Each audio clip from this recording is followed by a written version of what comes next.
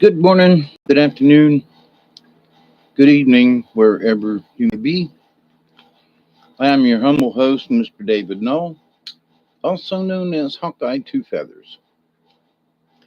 And I greet you with the love and the honor of the infinite creator. And I continue to pray that each and every day, that each and every one of you will continue to learn how to accept and receive the knowledge, the healing, the wisdom, and the many blessings out in the universe that come from our creator. So, with that said,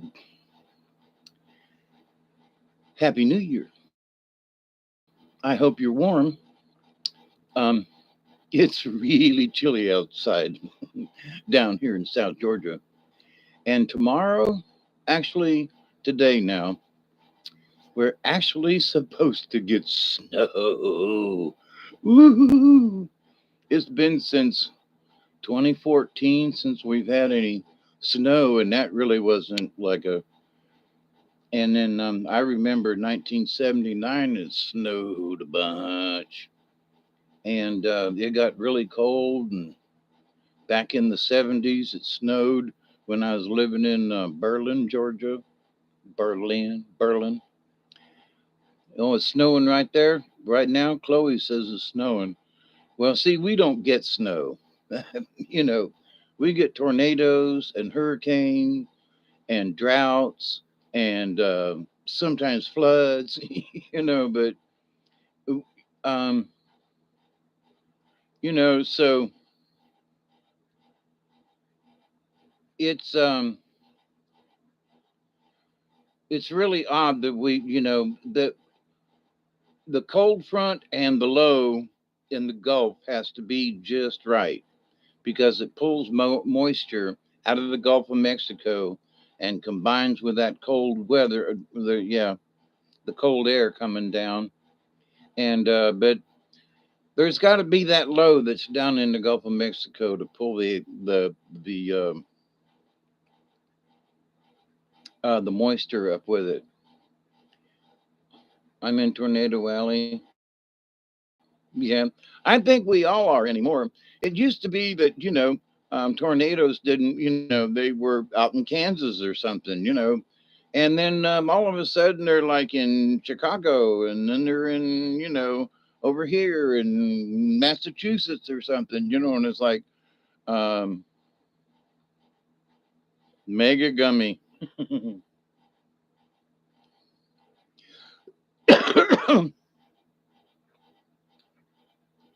Well, I just packed my pipe.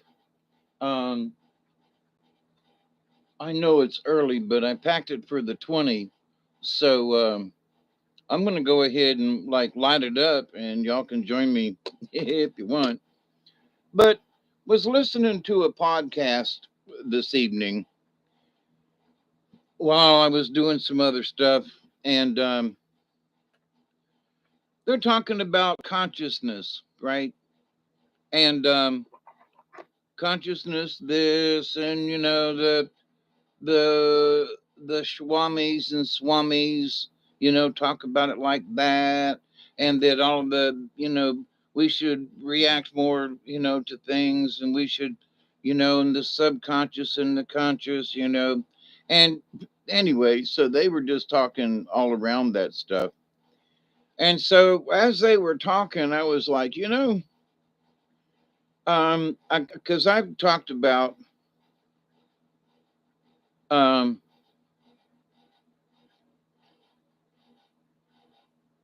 the fact that your subconscious is running all the time. It's always on, you know, and that everything is being recorded in our tiny little brains.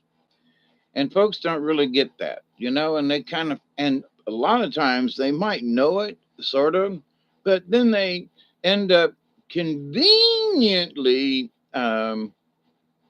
forgetting it, you know, or the brain, it just goes by the wayside, And so it's like, well, that's really nice, or it ain't really nice. Um, And so our subconscious, is it playing tricks on us? I've listened to a bunch of folks here recently, and there are folks who are talking about testing. Can y'all hear me? Because this microphone thing ain't moving.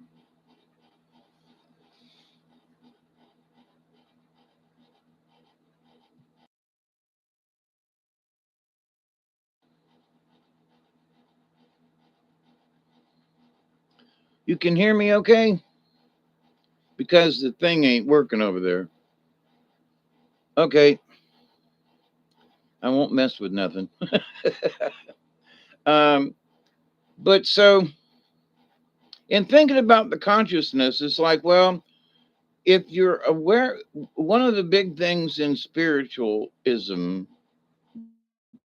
in my humble opinion, is, in learning how to be observant.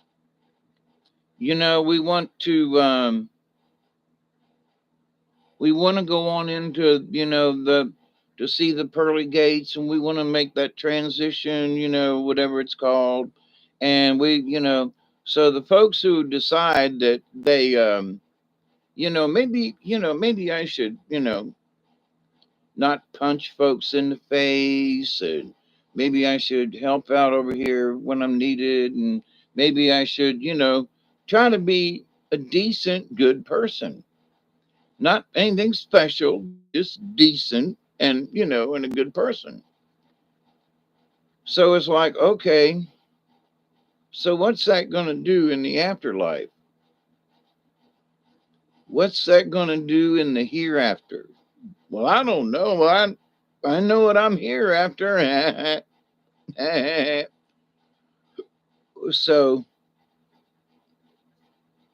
your subconscious knows all this stuff. And so the title of this particular video, do you ask yourself, your subconscious, for permission? And I just question mark. And it's like, what the hell is he talking about? Well, in this discussion, it was that, you know, our conscious mind makes all these decisions. And but what about the subconscious? Well, does there's that old story about the Chinese man, and he say, "I saw, oh, Chinese proverb, what's that? Chinese proverb say, you have problem, um, you should take the problem and eat it, and if it gives you indigestion, it's no good. If you take what bothers you and you eat it and you think about the solution, and if the solution, you wake up the next morning and your tummy don't hurt, it's a good idea." So it's absolutely, our stomach and so forth is attached to our emotions. Physically we get ill if something bothers us, right? Hey, Scotty boy, how you doing? So yeah, let me know if you can't hear me or the picture goes out or something, because it don't look too good from here. But um, I need to fiddle with the camera settings. But anyway, so in this discussion, how the Buddhas, that some of these guys are so good that they can see into the future, and they can say, I'm gonna be sitting under a tree in 9 months, and that's when I'm gonna die, you know. And everybody goes, oh, and 9 months later he's sitting under a tree and he passes away. And some people say that they have seen his orb leave his body and travel upwards, right? So, there's different ideas on how all this stuff works, but I'm here to tell you, you don't stay in here. you know, Now there are souls and orbs and energies that don't want to go to the other side. and they're like scared, don't want to go. Sometimes they're pissed off, don't want to go, don't want to leave this side, a lot too much of an attachment, and which is easy to do.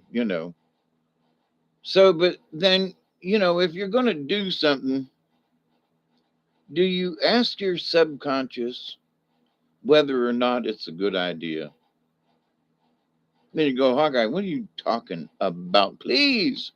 It's the simple fact that maybe in your subconscious you say, well, now, like today, um, I was going to go on a ride and I got a tire. I really got to change. I didn't do it, but my friend comes over and I had to make the decision because I hadn't seen him in a while. He'd just bop in, how you doing? Give me a hug and leave, right? So he was actually here for 10 minutes, right? So I'm like, we're having a little chat, and it's like, well, Dave, you should have changed that tire. And I'm like, well, yeah, I should have. And then when I told him, he said, well, we could have went outside and I could have helped you change the tire. And I was like, no, I just wanted to visit.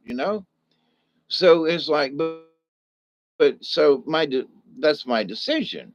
But then what I said is that, I've been riding on that tire. You can see the air in it through the treads. That's how bad it is. So I'm like, I think I can make it to town one more time. If I hadn't seen it, I'd still be driving like a bat out of hell. And that tire blows, I'd be all over the place, right? So, but anyway, so I went ahead and went to town, and 6 miles each way. So I picked up some groceries and come on home, and then I, you know, uh, texted him and let him know that I had made it safely. you know, but the thing is that you know my subconscious was saying, change that god dog tire, Dave, and the rest of me was like, one more time, you know, which I did. So I went ahead and Duggar got in the truck with me, and he's shivering to death because it's cold. And off we go down to the stove and driving slow because if it does pop, I want to. I want to have I want to have control of the truck because it's on the front, right? I know it's going to go, and it's going to make me want to swerve, So I want to get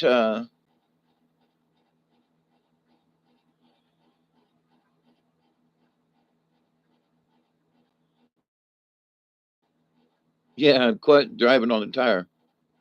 Yes, I will tomorrow when the sun's out. I was all set to do it today, and then I got a visitor, and we were talking politics, and I was watching, the inauguration and stuff, and listening to people talk, and seeing how much of a change in people's attitudes. I mean, their aura, their, I don't know, whatever it is, it seems to be lighter, and folks aren't near as, now the left is still nasty as hell. And I found out today that my sister in Ohio, one of them, um, when I said something about the inauguration, she went off on the phone like Rachel Maddow. I was like, oh, I hate that dumb bitch. Oh, he did this thing and he tried to make Biden believe, and that laptop, and the Russians, and I was like, holy Jesus. So she says, I give him a year before it all crumbles. And I was like, well, in a year, we'll have this conversation again. Because I obviously know how you are. I mean, all the high points that have been, MSNBC, she has got every single one of them just I mean, she should have been on the air, and I'm like, well, now Goodness gracious, great balls of fire, you know?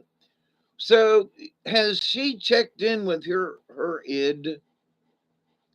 And so in her subconscious mind, I think she knows that all that stuff was not true. Now, so here's a big thing. How is she? Because she's like a Karen, okay, of sorts. You know, she don't try to start a fight unless you do, but then she might knock the shit out of you because she's sort of that way. But it's the idea. So as the truth starts coming out, is she going to be able to believe it? Well, now, well, now, sister, this is not true. What you just told me about Donald Trump is not true. That's not true about J.D. Vance. That's not true. And no, they did not go to Ohio to have a cat dinner. No, that's not true. So they can, but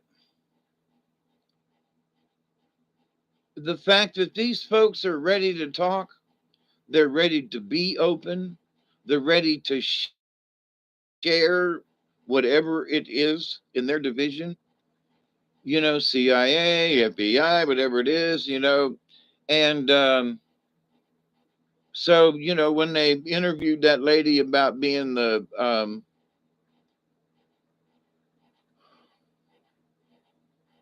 taking over the justice thingy, and she was like, if a crime has been committed,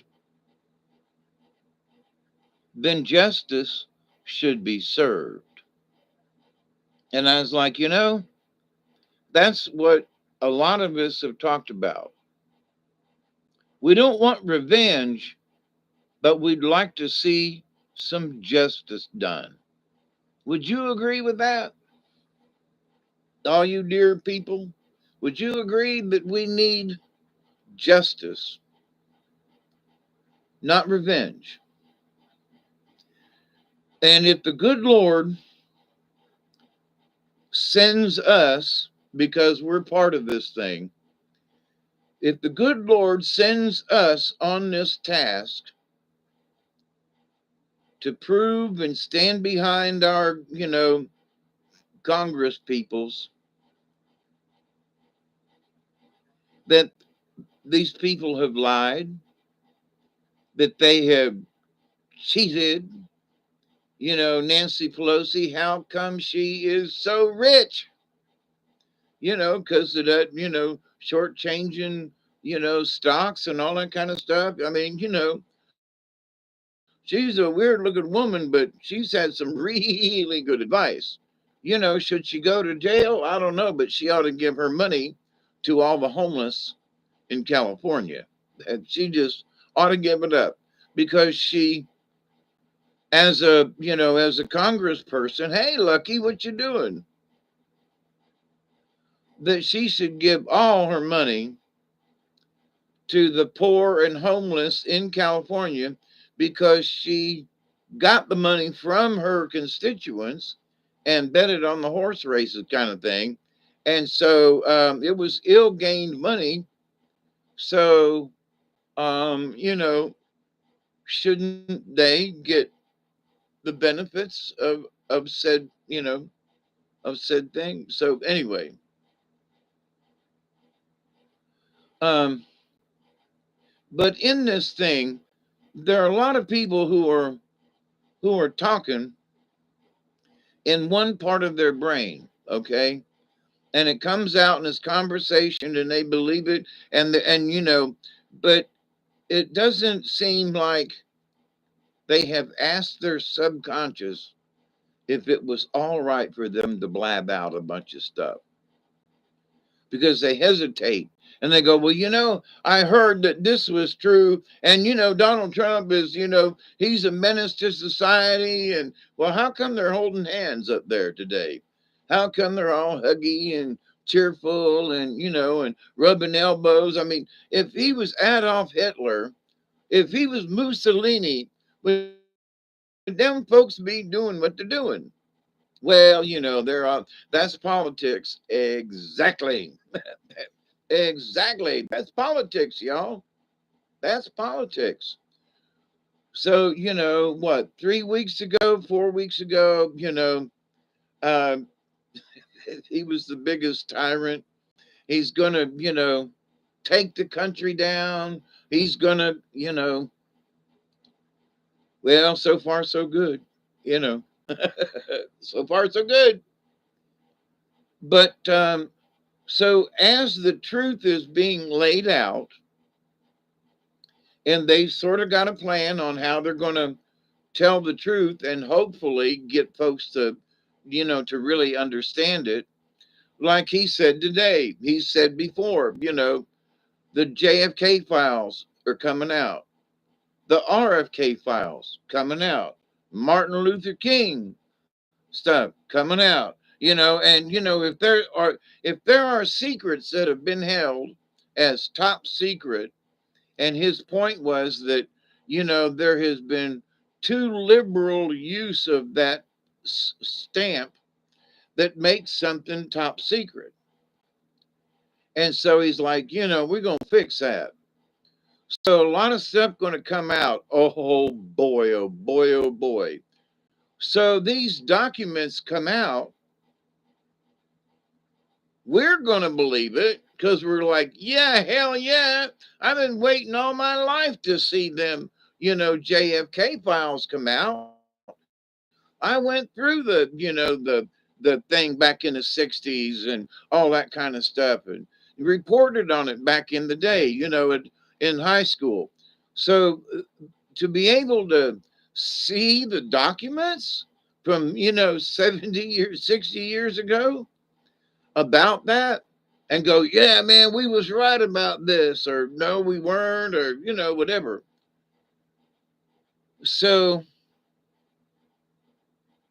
but what's that going to do to people? They're going to be people that are going, man, we tried to keep this shit quiet. I guess it's finally time for the truth to come out, and they'll take that stance. Well, you weren't involved in it, but you did help keep the secret. You did, one of your colleagues was in a car accident because they was trying to leak, stuff about RFK, and they're trying to take RFK out. Somebody tried to kill Trump a couple of times. There's been people with knives nearby, trying to get in and things, and it's like, what? So things are still evolving, right? I mean, the threat ain't over, I mean, what's his name, ran right up between two Secret Service men and shot, Reagan on the street, getting in a car. So there's a lot of tough things and a lot of things that could happen. So what we need to do is I listened to my sister go into a Rachel Maddow cow syndrome. I'm like, oh my God. I knew she had an opinion, but Jesus, God Almighty, sister, calm the F down. You know, he's a blah, blah, blah, yeah, blah, blah, blah. And he was in Russia and him and Putin and blah, blah, blah. Oh, Jiminy Christmas. Are you sure you've got your information? I've been listening to the news and Rachel Maddow. Oh yeah, Rachel Maddow. Yeah, you sound just like her. So that there, you know, I knew there were people out there, but I didn't know it was in the family. You know what I mean? It's like it's sort of like Archie Bunker.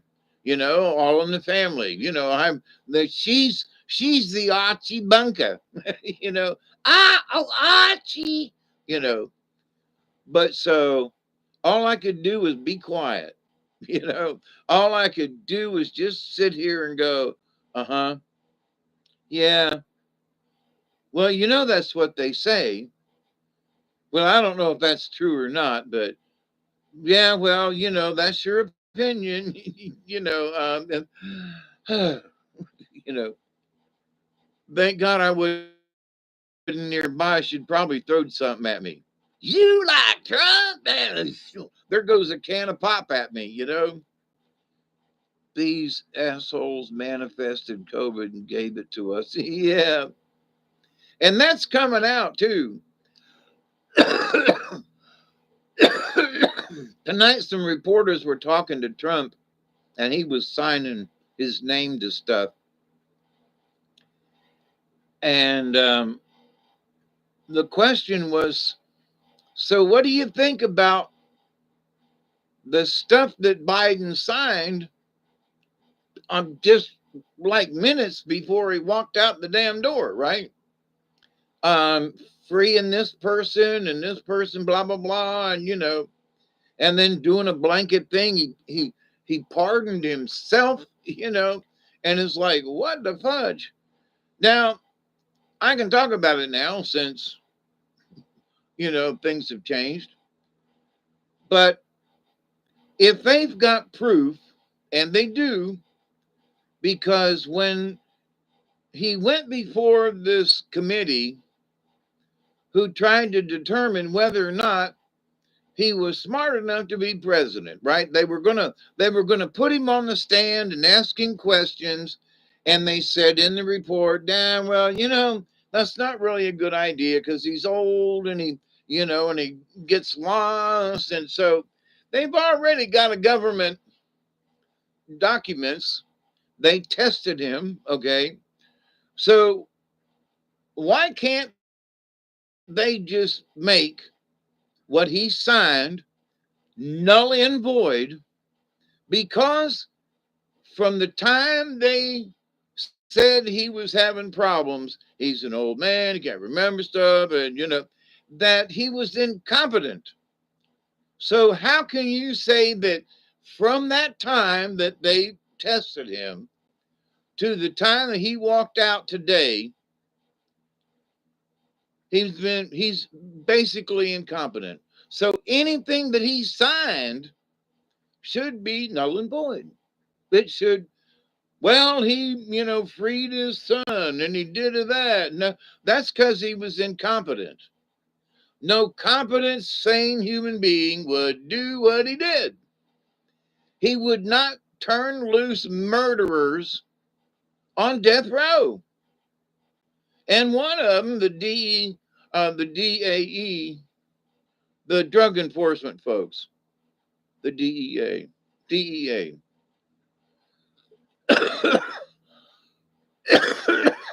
Anyway, they've been trying to get this one guy that's been in jail on, you know, for murdering one of their cops, one of their colleagues. And Biden turned him loose. Then the border patrol folks are like, what? And they let out I think two pedophiles, people.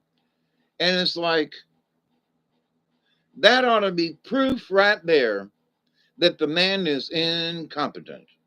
So if Uncle Joe signed his name to stuff in the last 14, 15 months,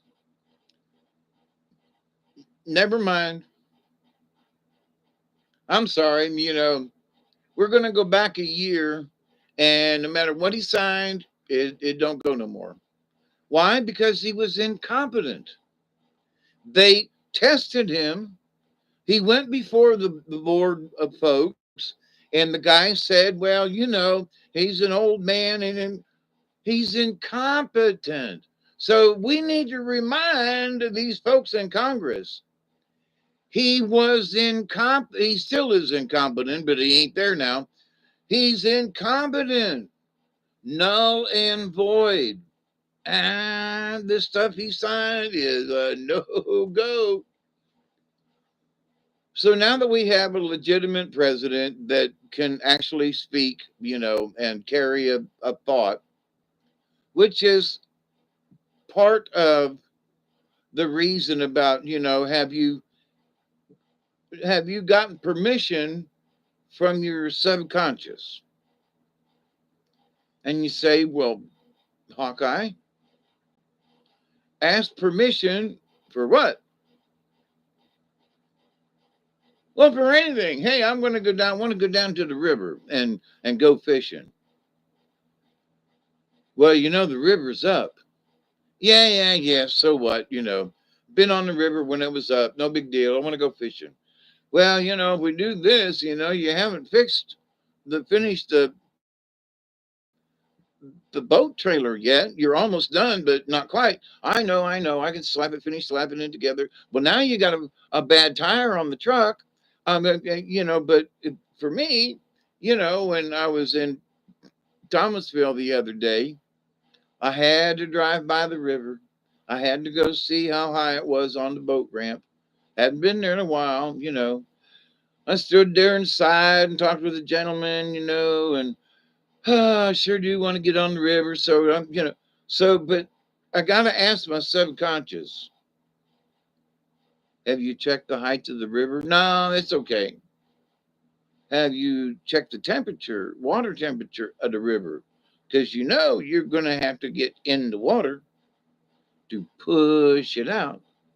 You know that if you get wet at all, it's gonna be cold. Are you ready? I know you want to go, paddling. I know you want to go, but it's cold outside. Oh, yeah, there is that. you know, there is that. So you say, well, is that? Well, that's talking to your subconscious. That's talking to the other side of you. Folks talk about spirituality and the Akashic record and everything. Well, you've got to be able to um, access your own personal Akashic record. I know I've talked about this before, but there's some folks talking about it again, and it's like to ascend into the next plane. They're still talking about ascension, right? Ain't no ascension until you die. That's how you ascend. Um, but how can you transform and how can you transition into the next things? It's a transition, my friends, while we're awake. So back in our minds, we should know this stuff, but we listen to folks and they tell us these things. And the next thing we know, somebody brings something up and it's like, oh my God, wait a minute. Your your subconscious already knows this. Well, how do you know that, Dave? You know it because there are things that you know, right? Ask me a question. Ask me a question. Well, what about this? Well, see, the answer to that. Well, so the deal is most people don't know what the hell we're talking about. And you answered the question, which is complicated and in the woo woo, and you answered it. You see? Well, I sort of. So we all should ask our subconscious to help us out. Our Akashic records are personal. I have talked about this before, and not to repeat myself, but I am. Our Akashic records, and you know, Graham Hancock and some other people have talked about it. How our records, are accessible through different types of meditation and so forth. And that in order to get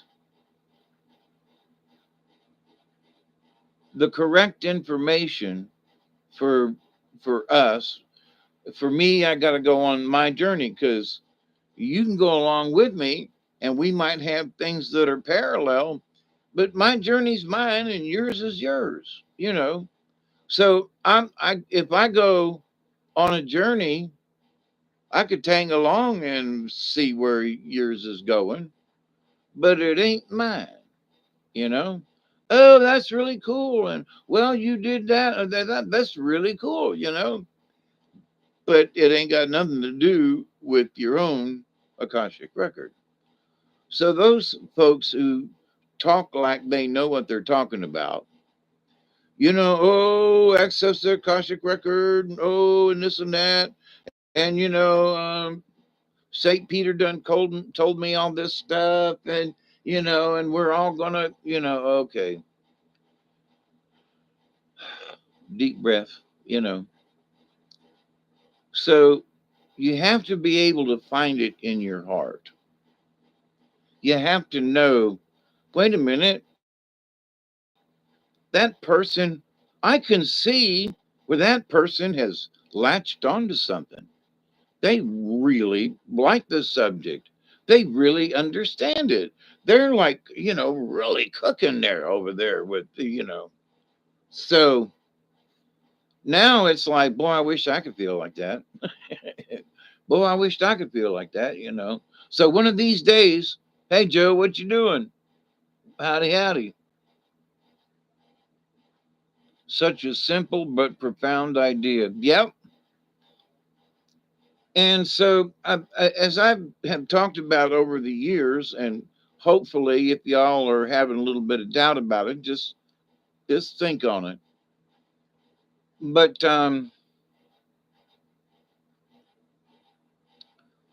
in order for us, I'm going by some of the cards that I've pulled, right? The animal cards. So, in pulling the cards, you know, they're instructing me to kind of, you know, push this on to y'all in that in order to learn more stuff, we got to get rid of trash. We got to go into our subconscious. We got to go into our conscious. We got to go empty the garbage cans. We need to dump out the paper. You know, we need to clean up. And why? Very simple.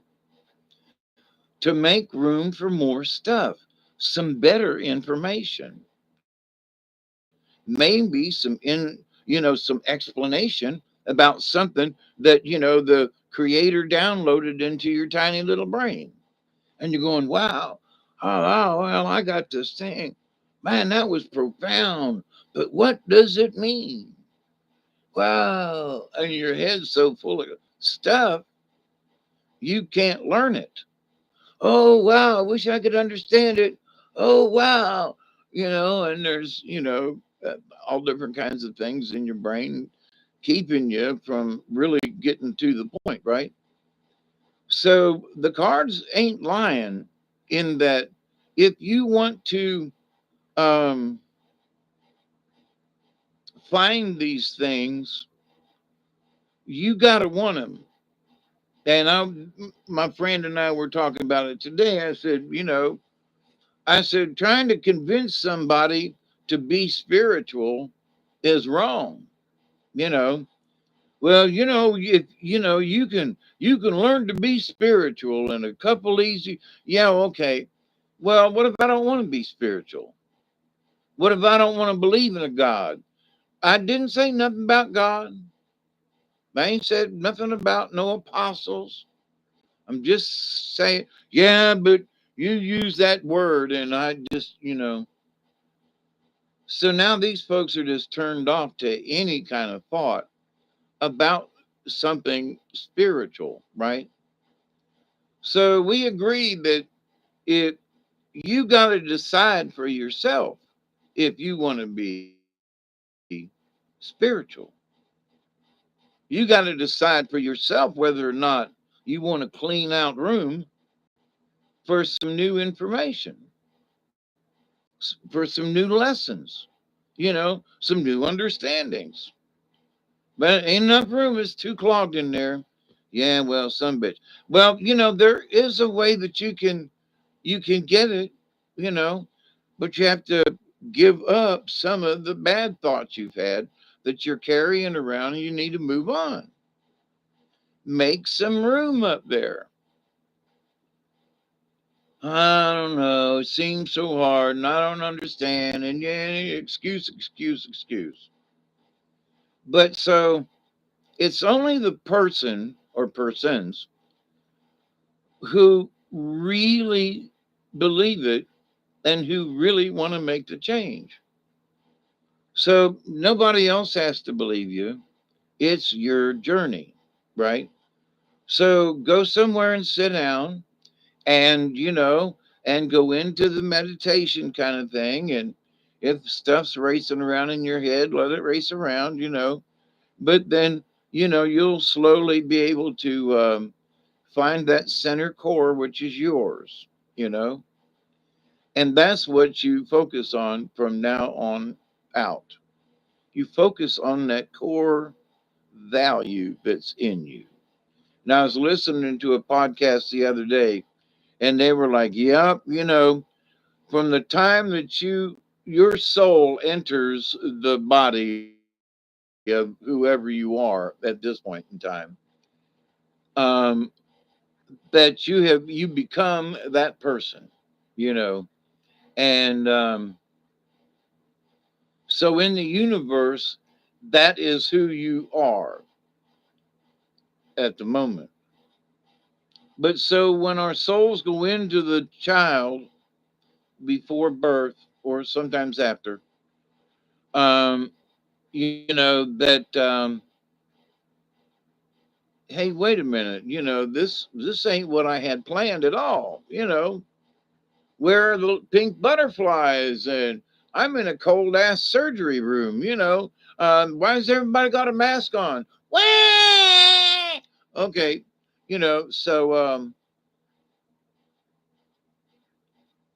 so you think to your little child self, I signed up for this, you know.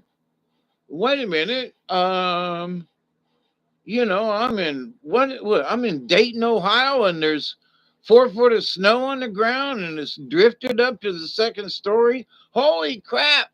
How did you said I was going to Florida? Well, 7 years later I did end up going to Florida. But at the time I thought my I thought my incarnation had been rigged. You told me I was going to Florida. So but anyway, our lessons are for us only. And you say, well, Dave, what do you mean by that? Well, I should have changed my tire, right? So I'm learning my lesson in that should have changed it 3 days ago, right? I should have changed it a week ago. I should have changed it a month ago, but I forgot. And thank God I haven't had a flat, but it really needs to get changed. So I keep putting it off, and that's a bad devilment there. Well, how come you don't get your fat ass up out of that chair and go out there and work on? Well, my back hurts, and it really does, and it's frigid out there. It's really cold, and I have to bend over and stand up and bend over and stand up and bend over and stand up a bunch. And I really don't want to do it. Can I? Yeah, but I'm a pussy. I am not doing it because I'm a yuck yuck. So, but in this wanting to reach a higher state of spiritualness, right? You got to crack the mold. You got to believe it. Then you go, well, if you're going to be spiritual, well, of course you got to believe it. Well, but there are folks who are trying to fit in. Having this conversation with my friend, he's like, Some people go to church, but they're not really going to church. They're sitting in the pew and they're singing and they're reading along in their Bible, but they're not really there. And I was like, that's why I left the churches, because I would look around and see all of these hollow people, you know? And no matter how you read the scripture to them, they always took it some kind of misshapen way, is the best I can say. And it's like, why did you take that passage and assume that that's what they meant? Oh, well, the preacher told me one day, and the preacher said that such and such, and blah, blah, blah. And, and then, they were the fishermen, and, holy Jesus. Oh, man. But, okay. But to the point, though, of the spiritualism thing, there are folks nowadays.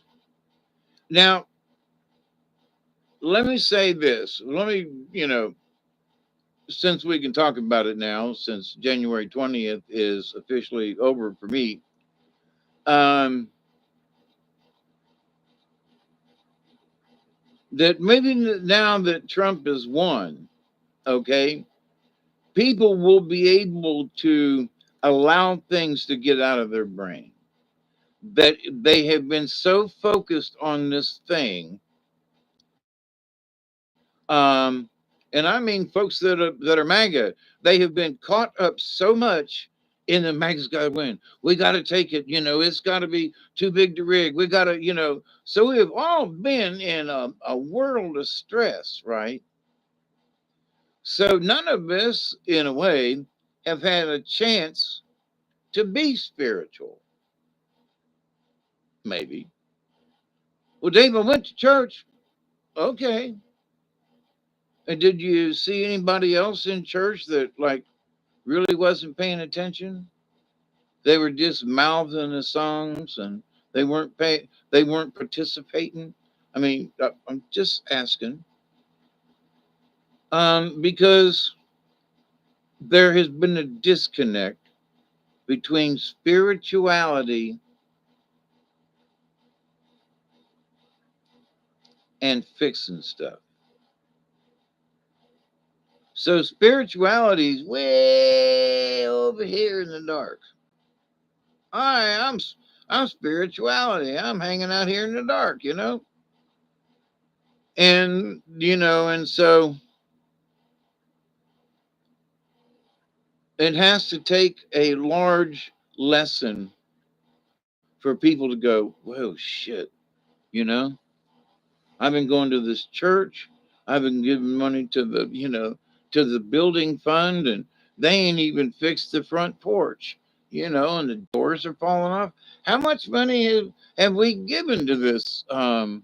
And then you find out that they've been swiping the money on the side, and they've been using it for other stuff. They all went on a trip to the Bahamas, to save a bunch of natives, and they all did. So, but what about fixing the roof on the porch on the church? Well, God's going to take care of it for us one day.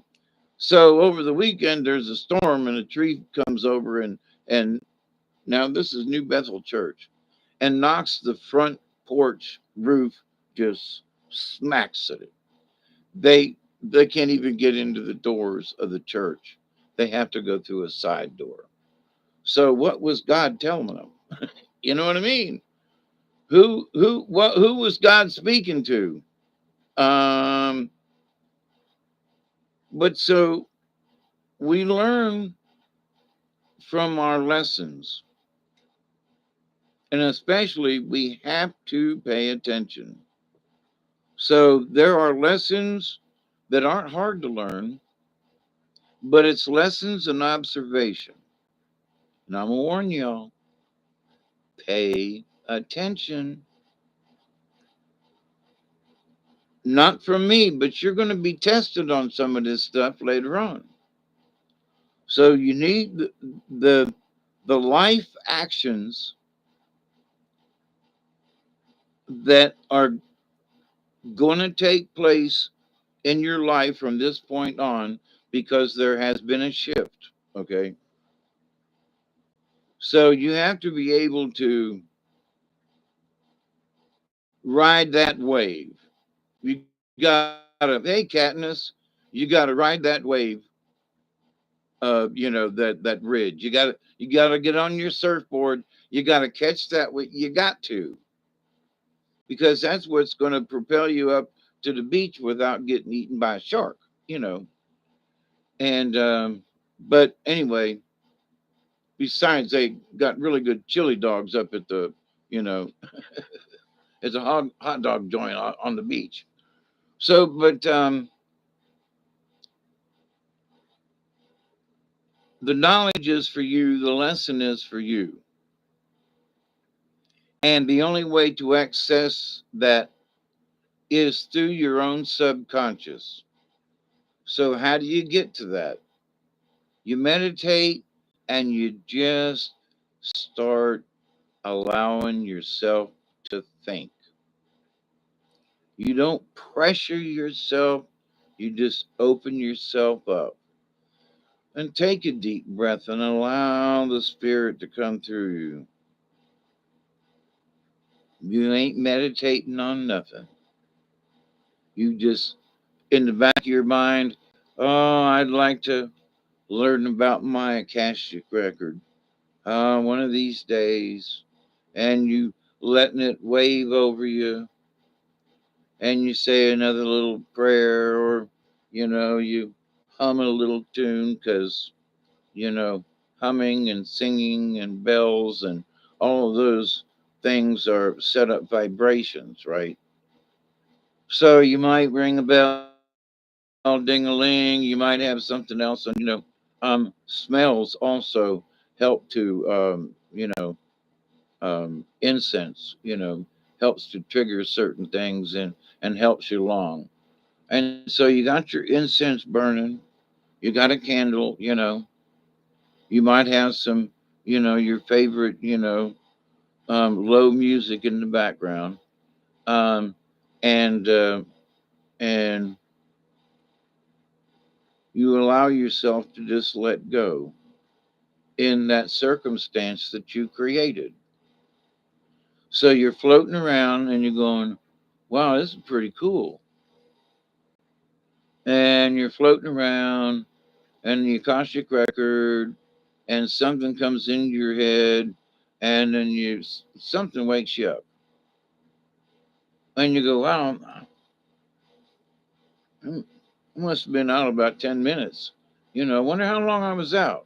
And you get up and go look at the clock, and it's been an hour.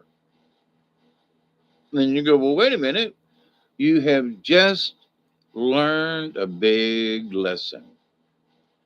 That's where you need to go back to, because you brought a little bit of that record back with you from your meditation, from your brain. You connected to the universe. So you have to bring that little tidbit of information back with you. And then you put it in over here and you mull over it. You chew your cud and you allow yourself to look at what, you drug back out of your memory and out of the record, out of the library, I will say. So you drug this piece of information from a book or something out of the library and you got it. And it's really interesting, but you don't know what it really means. So, but you've decided that you're just going to meditate on it, which doesn't mean you got to think. No, what it means is you got to allow yourself to be open and allow the answer to come to you. Now, sometimes it takes a couple times. Sometimes somebody else will give you the answer. And you go, what? I wasn't meditating. How come I got the answer? Take what you get, right? So in this overbearing society right now, and overbearing in a way that you gotta believe the Rachel Maddow, my sister, um, wants to emulate or is emulating, because that's the answer. The Rachel Maddows have got the solution. We need to do it their way. And the rest of us are going, oh, Jesus Christ, no, no, please, no, no. Pick somebody else, maybe, but not, no. So, have we made any room and gotten the clutter out? Have we created more clutter for our brain in trying to clean up? That's a very that's a very real thing. You're going to carry this to the garbage and get halfway there and you set it down. And next thing you know, the cat store opened the bag and now the wind is picked up and there's letters everywhere. There's an envelope flying in the dust double. And it's like, some bitch. So you're going to stop. You got to basically put your feet on the ground and reestablish your balance. You reestablish your frequency, right? It's getting on time, ain't it? So, is any of this making sense? So, but to ask your consciousness, to ask your subconscious, hey, is this a good idea? Is that such a bad idea? And you go, well, Hawkeye, well, what the fudge do you mean? Well, because sometimes in life, I have just plowed on through.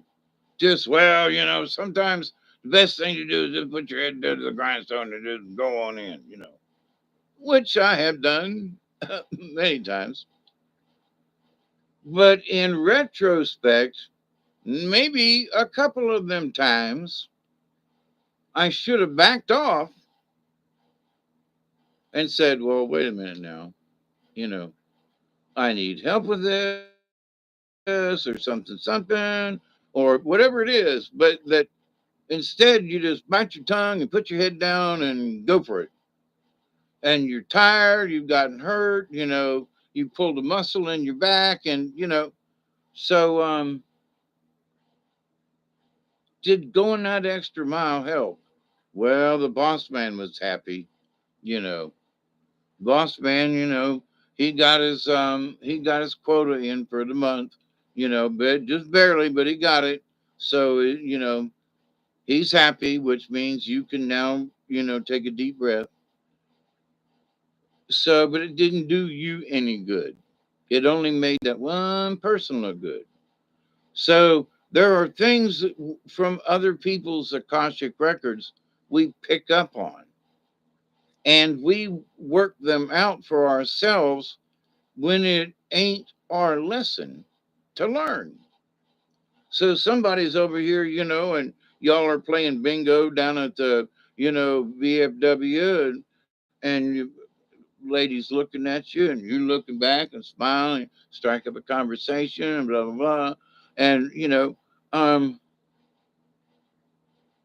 she ends up trying to, take some of your chips. Oh, hey, I'll watch your oh, I gotta go to the bathroom. Well, I'll watch your chips for you, you know. I'll play your card for you, you know. And so, the lady who's being so god awful helpful, she's actually wants to get to the lady and, take some her cards, money, whatever else she can find. So she's gonna sit there and, and smile and make friends and everything because that's who this person is. So you can be sitting beside somebody and something quote spiritual will like flash between you and you go, wow, that person's really interesting, or wow, I felt a spark, I don't think it's love, but there was a spark there, some kind of spiritual thing, or maybe I knew her in a previous life, or just something, right? Well, then the spark might be that she's still trying to think of a way to rob you, right? But because you're the good person and you don't think that way, right? You don't think, well, everybody that comes to me is trying to rob me, kind of thing. So and you go, well, wait a minute now. I thought she was doing okay, and come to find out, she's got your watch. She empties out her pocket, and she's got your money pouch. And you go like, what the fudge? Where did my money pouch go? Oh, she's got it. Now, how'd she get my money pouch? And I got to pay for water to put in the steam engine here. I mean, oh my God. Um, so what do we do about that? We have to be observant. We've got to watch out because I'm sure there were signs all over the place that says, watch out for that person. You got home one day and the parrot said, beware, rah, beware, rah, beware. And you go, what's that? And then old Joe's hiding behind the door. And the bird goes, ah, beware, beware. And you go, well, that was weird. Bird don't like you, I guess. So, there are all kinds of things that happen. And there are some things like, there's this one girl and following us around. And, if somebody would have gave her a bath, and cleaned her up a little bit, she she had big old bazongas. And every time she put on her two-piece bathing suit, it was everybody gasped. you know Holy crap, how do you hold them things in? And it was natural.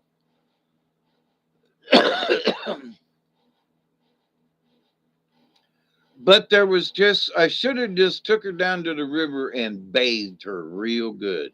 There was just something about her that just stunk. Okay.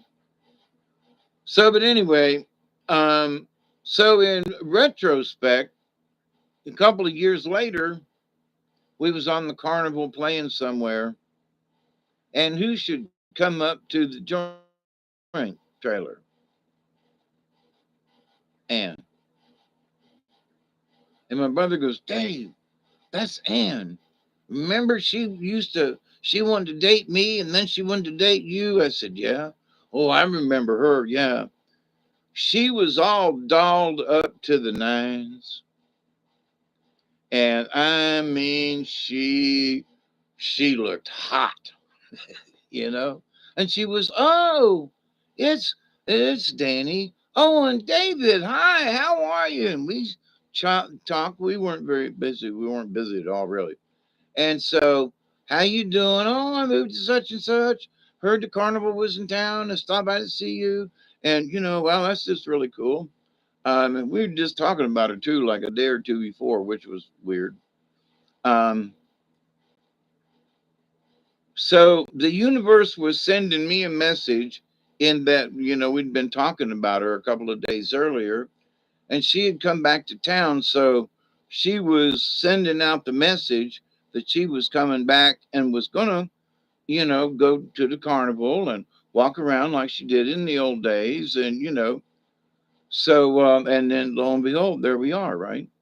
Working the cookhouse. So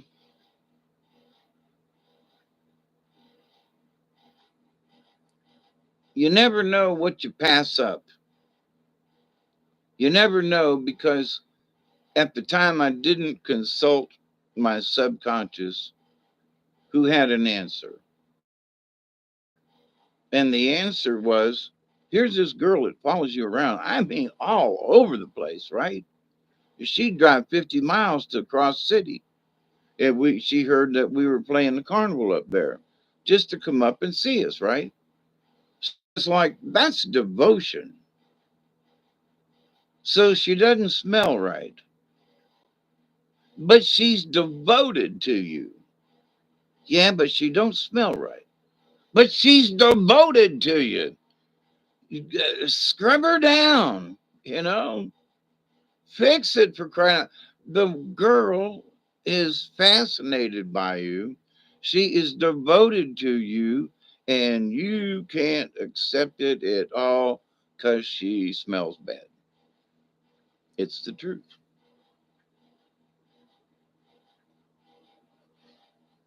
But in her upbringing, I found out later on, and then she already had a boyfriend by that time, was that no one had ever taught her how to, take care of her own personal hygiene.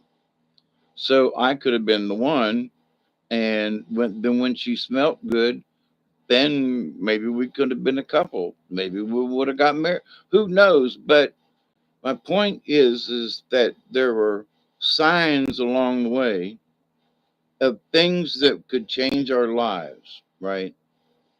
I could be happy with a woman, for 50 years instead of being lonely, right? So was that a choice? Well, later on it was a choice, but I spent a lot of money and a lot of time trying to find a mate because I didn't want to grow old by myself, you know. I just, didn't want to do it, right? So, but the good Lord has other plans for me, right? So, there might be some woman out there, shoot, I don't know, but I ain't looking, you know. That's the thing. I had to give up looking. Of course, it's been quite a few years now, so if they're planning something, they need to get their shit together. But so we should absolutely ask our subconscious one thing. If something has been rolling around in your head and it's taken up some of your time, like something come up the other day and it really didn't mean anything, and I was thinking about it and I thought on it some more. And next thing I know, 2 hours had gone by and I'd been thinking about this thing that doesn't mean anything. I was problem solving something that wasn't a problem, that didn't need to be solved. And I was just, I wonder how you could do this and blah, blah, blah, blah, blah. And I wonder how I could build a skyscraper in my backyard. I wonder if that pine tree would hold up an I beam. I wonder, God almighty. And you say, well, Dave, what's wrong with that? Well, what's wrong with it is that I wasted a lot of good time cogitating over the dumbest shit when I had legitimate stuff I should have been thinking about. I should have been taken care of. Pay bills online, call up the doctor, things I could have done. But no, I got to play this, make up this stupid game for my head. Now, one could say, well, it was important. Your brain needs to, learn little tricks and go through stuff. And it's like, okay, I get that. But then there are times when, and that's where you got to be brutally honest with yourself. Are you really just mucking off, you know, about trying to be spiritual? Are you just mucking off? Now, it's all right to meditate and not come to any grand decision, or the spirit has not touched you in any way, but maybe you'll just have a good, you know, restful um, meditation time. There's nothing wrong with that. Thumbs up for that one, right? Cheers. So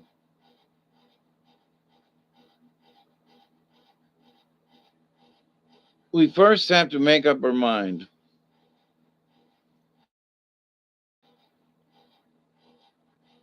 Do I want to follow the creator's ideas? Do I want to pay attention to the signs around me and see what's going on? Or do I just want to put my head down and just bulldoze right through it? You know, is that what you want to do? Is that how you want to make it? Well, there's two yards to the um, to the first down, and I could drop back and scramble a little bit and hit a pass, but I'm just gonna put my head down and dive right through the line. Ding, ding, ding, ding, ding. You got the yardage. You move 10 yards further down the field, right? Same thing. You're on the 1 yard line, and it's a short distance. So the defense is looking at you, going, "Is he going to put his head down, or is he going to pass?" So they don't know. They're watching. They're watching. Now you say, "Well, what's this little exercise got to do with it?" It's because different people are going to use their little Akashic record. They're going to use, what did they just do? Didn't they he just put his head down and blew his way through? Yeah, but he dropped back and passed it and they gained 20 yards. Well, that's true. Better drop back and watch that guy. They might get a pass to him. So, but you never know, right? So he goes to put his head down, and they done blocked up that hole in the center of the line. So he comes in and backs out and goes to his right. Now this is unplanned by this time, but there's a person down the field. He's still got a plan, going to try to throw to him, right? And so he's using his subconscious mind. He's using his Akashic record.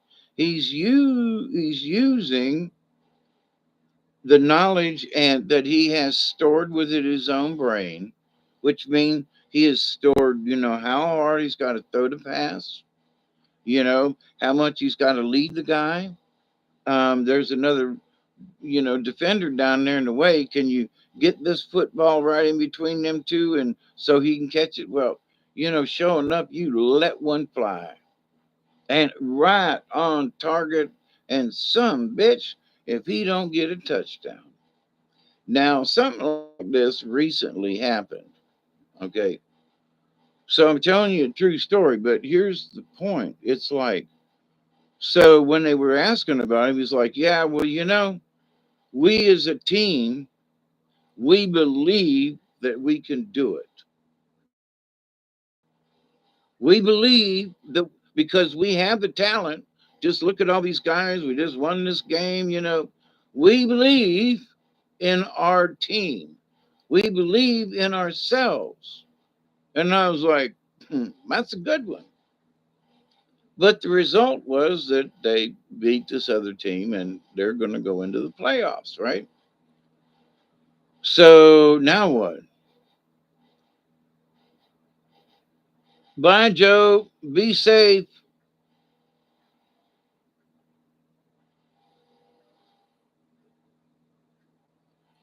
Got something I got to do tomorrow.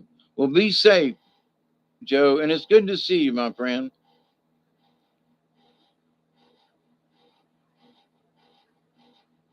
So, somebody can take the game, it's already over, and replay it, rehash it, redo this, you know, call a coach on the phone or call to somebody, and talk about it.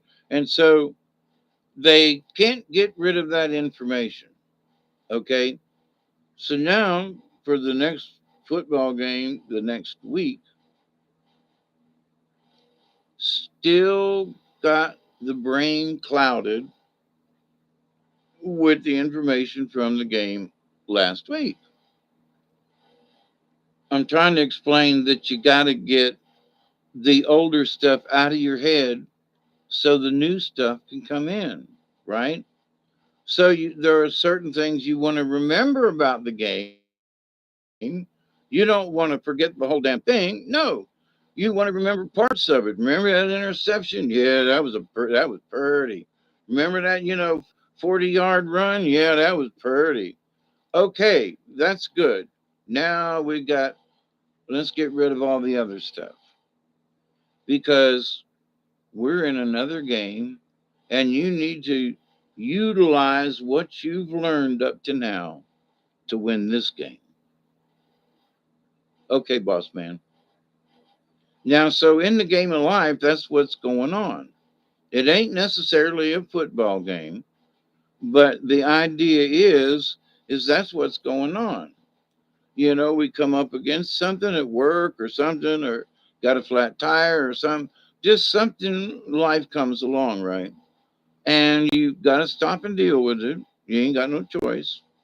So how you deal with it? Do you get upset? Do you so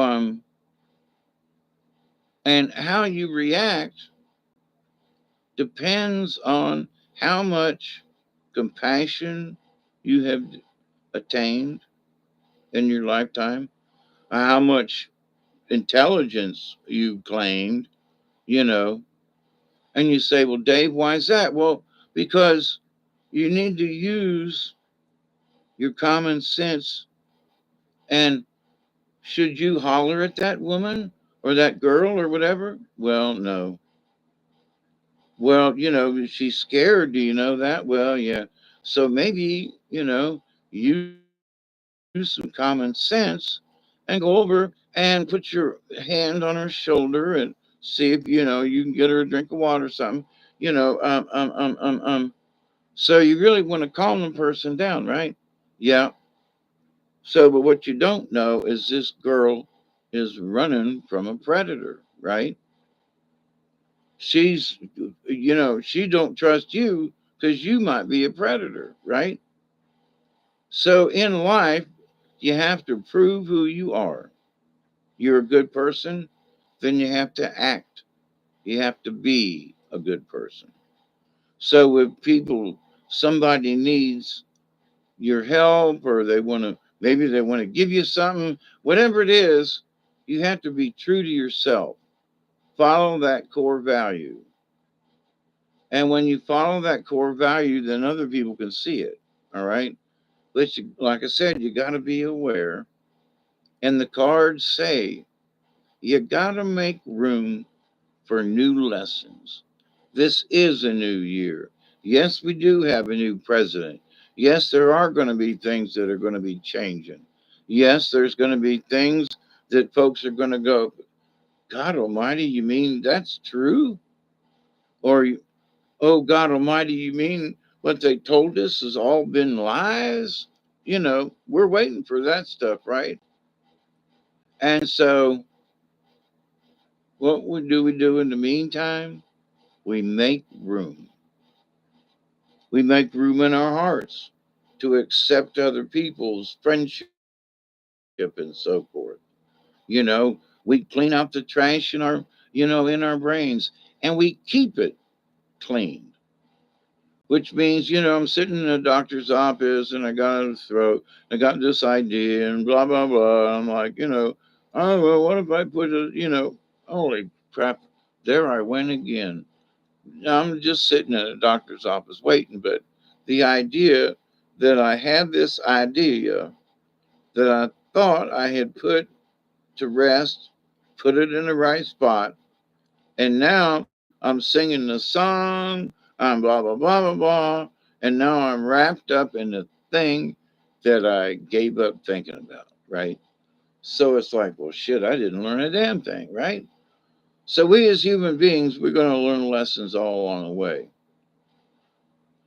But sometimes when the lesson comes and slaps you in the face, if you're paying attention, you can see the slap coming and turn the head like here comes that slap, and you just kind of move in the direction of the slap, right? Take some of that spin off. It takes some of that, um, if you can learn how to do that. But so anyway, all we got to do is be good people, and our Akashic records will come to us naturally. Um, but we do have to want it, you know. Somebody says,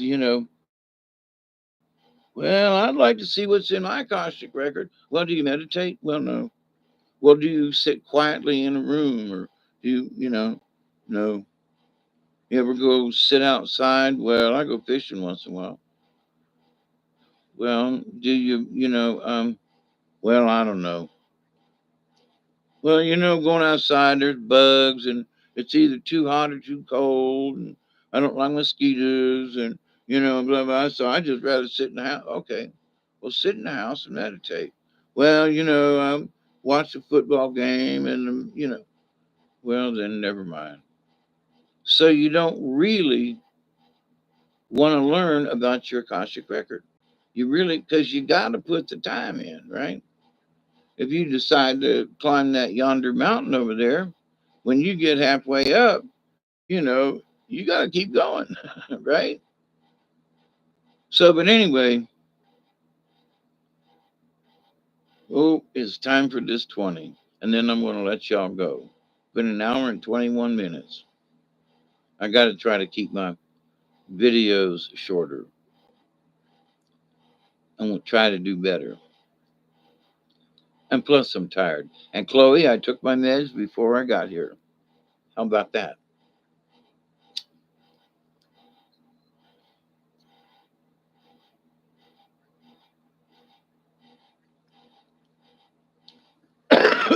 So what we learn in the what we learn in the lessons is that you learn how to do whatever the task is. You learn how to do it well. And you say, well, why? Well, because it's important. If you learn how to do a task very well and you can prove it to other people, not by being smug or snobbish, you just go in and the guy says, change the oil in that truck over there. Okay. And the next thing you do is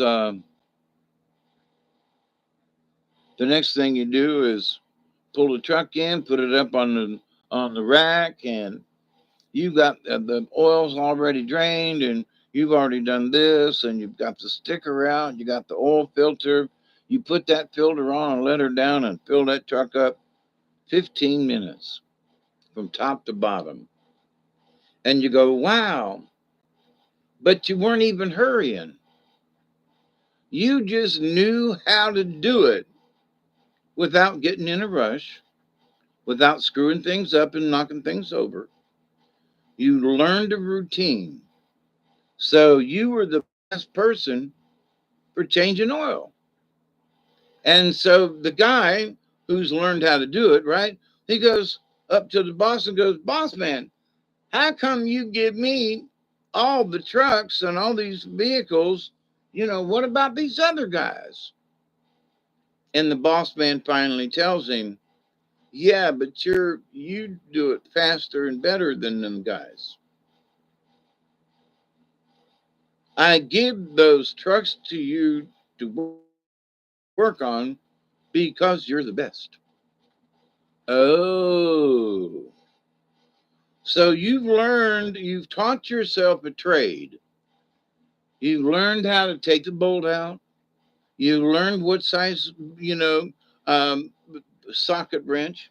You know what to do. You know how to get the pan up underneath it to catch the oil. You've done your homework, and you've got this little routine you've come up with.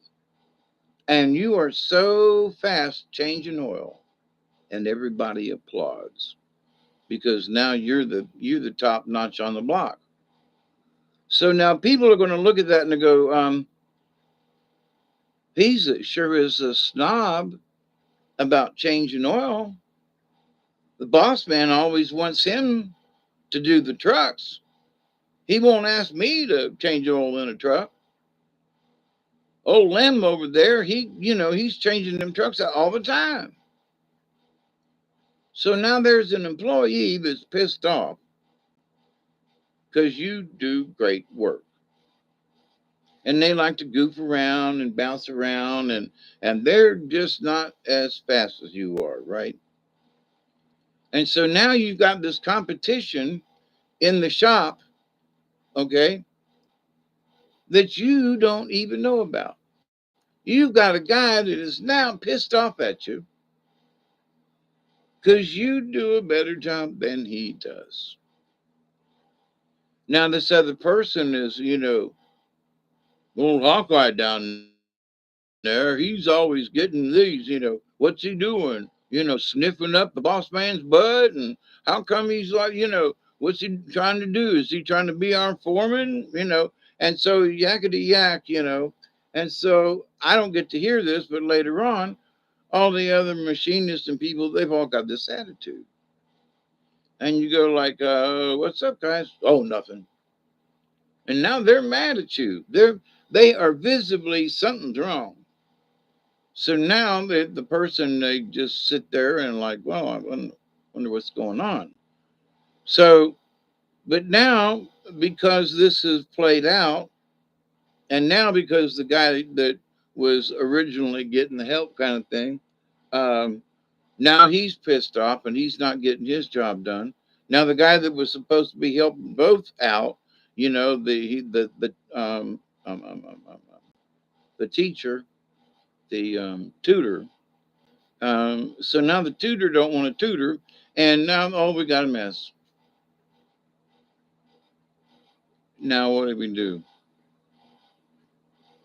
Well, you got to get rid of anger. You got to get rid of certain things so that you can get together and hopefully have a conversation.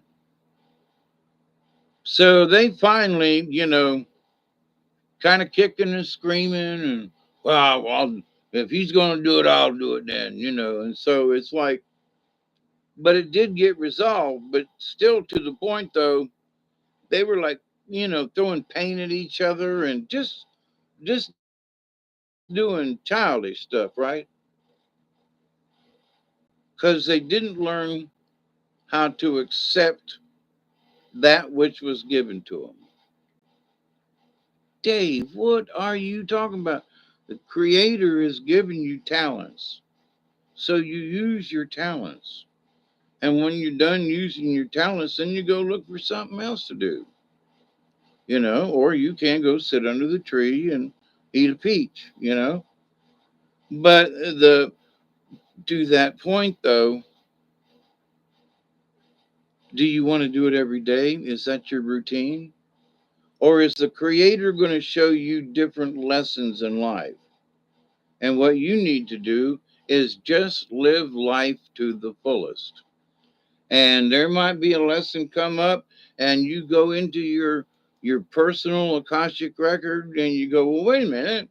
I had a problem like this one time before. And well, this is how we got out of that jam. And then you can't do it exactly like you did before, but you use some of the basic concepts. So now you've learned how to figure things out. Now you've learned how to problem solve. Now that's not something that you had a few minutes ago.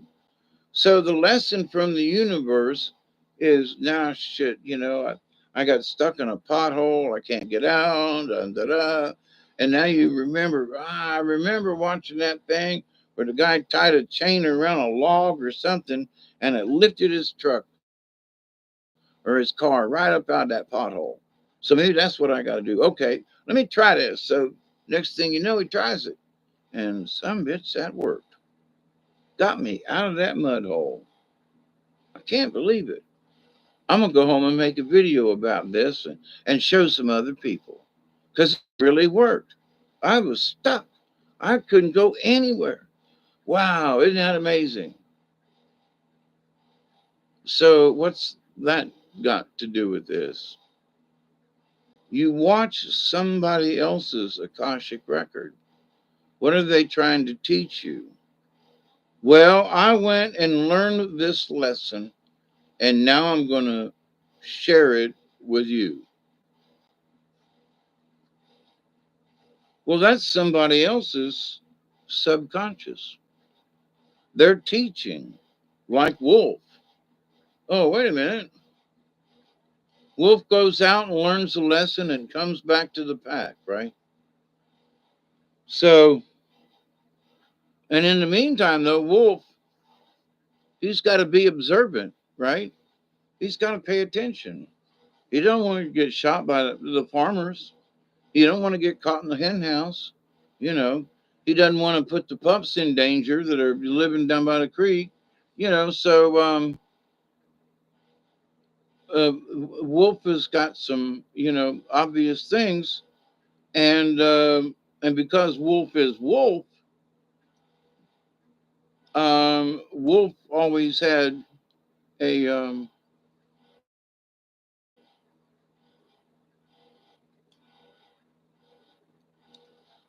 pride for what he does, and honesty, and and integrity.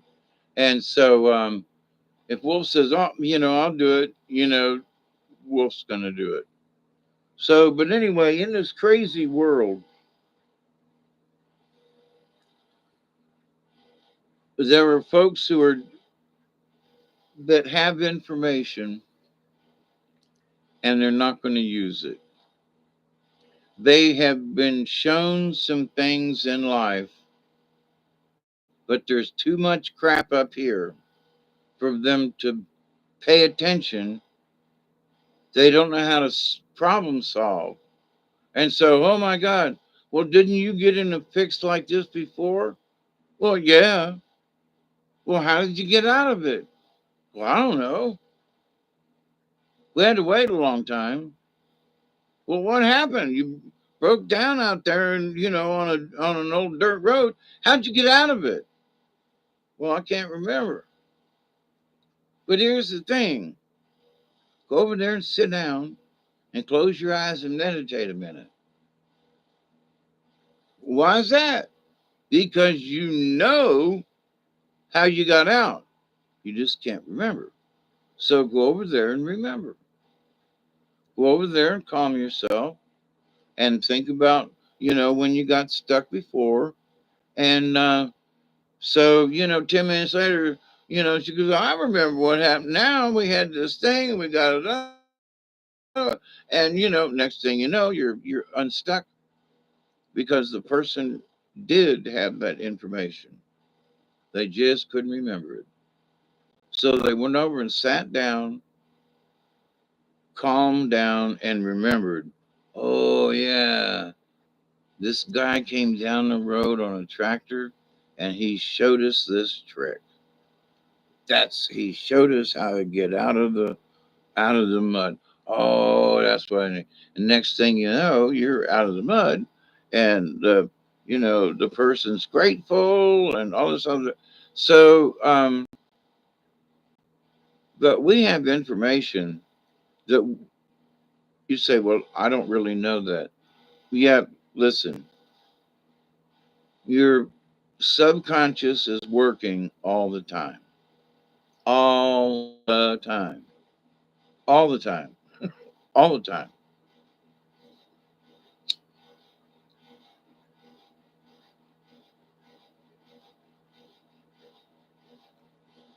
Even when you think it ain't doing it, it's working.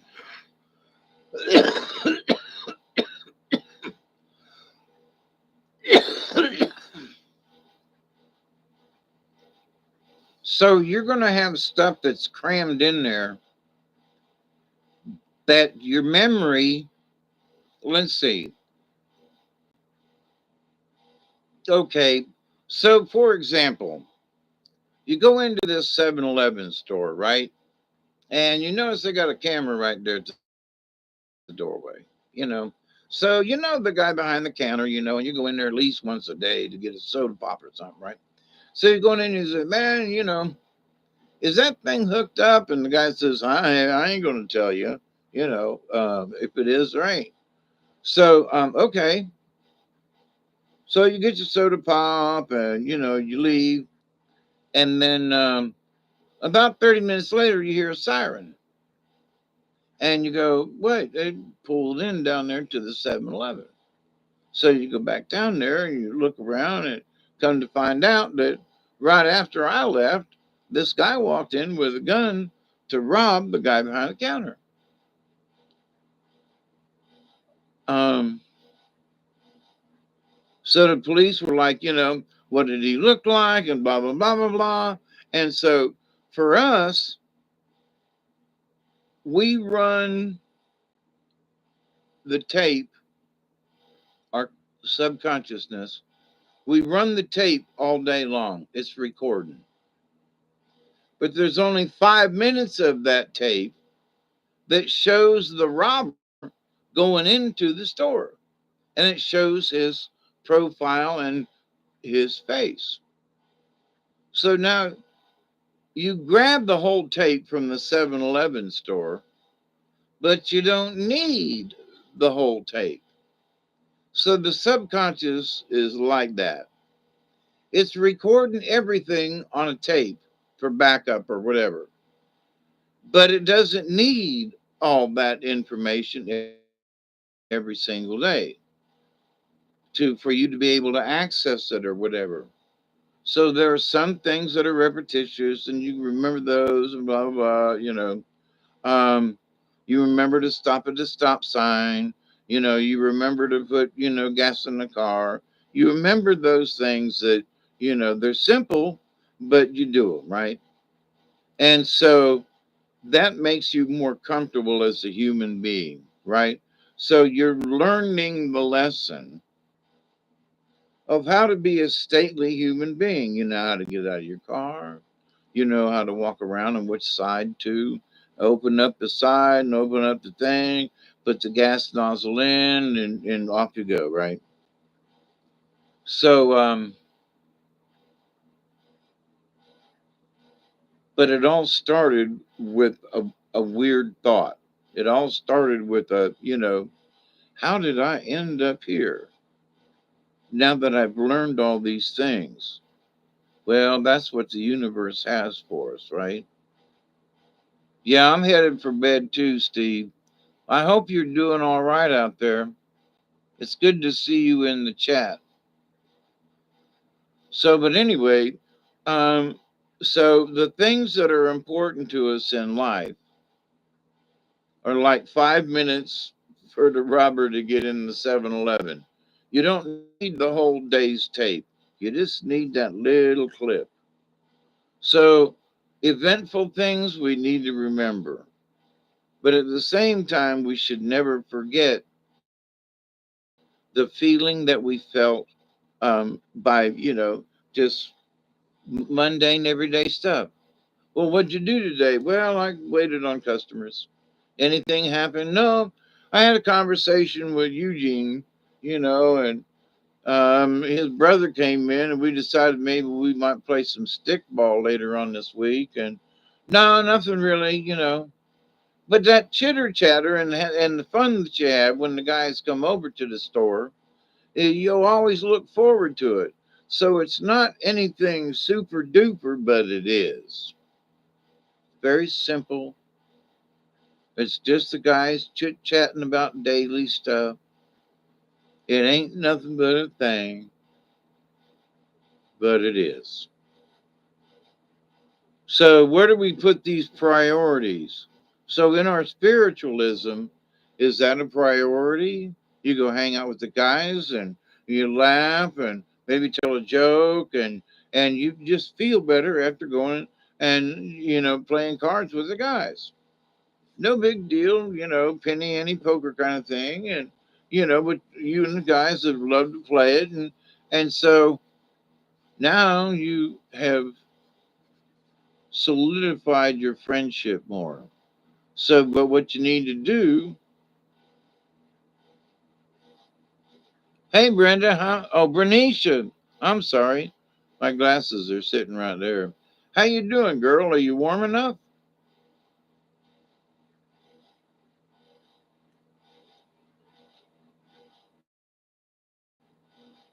So life is all about other people, but so you need to make up certain decisions for yourself, and you need to have the conversation with guess who? Your own not necessarily, some people have an alter ego, but you need to have a conversation with self, because self is paying attention, and you never know, maybe your subconscious has learned something that you're not aware of.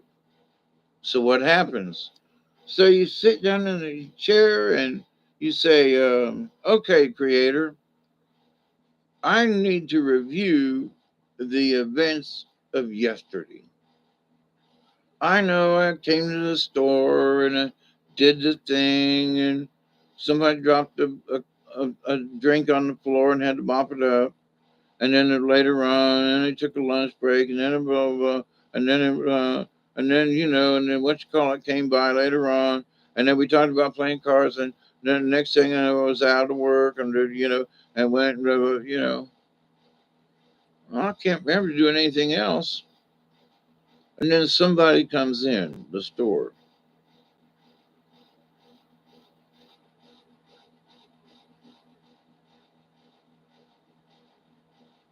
and they go, "Hey, Dave, how you doing?" You go, "Oh, how you doing, Bob? Not too bad, not too bad. It was sure good seeing you the other day, Bob." "Oh, yeah, it was." So now something just happened. On Tuesday, Bob came in. Hadn't seen Bob in a long time. So you take some time, ain't nobody else in the store, you have a conversation, right? Normal thing for people to do. It ain't nothing big, but your subconscious forgot about it. You sat down to review yesterday's tape, as it were, and you just went right over having conversation with Bob. And I mean, and you talked for like 45 minutes, and told jokes and blah, blah. I mean, you couldn't remember having a conversation with Bob. Wow. Or your memory's going bad. But here's the thing. So there are times when there's so much clutter that we're not even aware of that keeps us from actually getting in touch with our true self. Oh, we want to get there, but let me let me get something out of the closet. No, don't open the door. Why? Because you've got shit stacked in that closet. And if you open the door, it's all gonna fall out. Yeah, but I gotta get my ball cap, or we're gonna play a game later.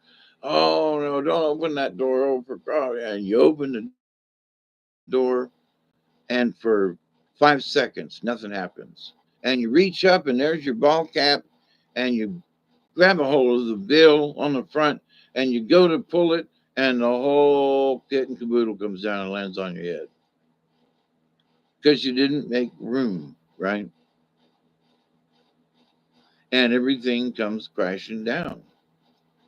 So we need to get rid of the unnecessary thoughts and feelings to make room for more stuff.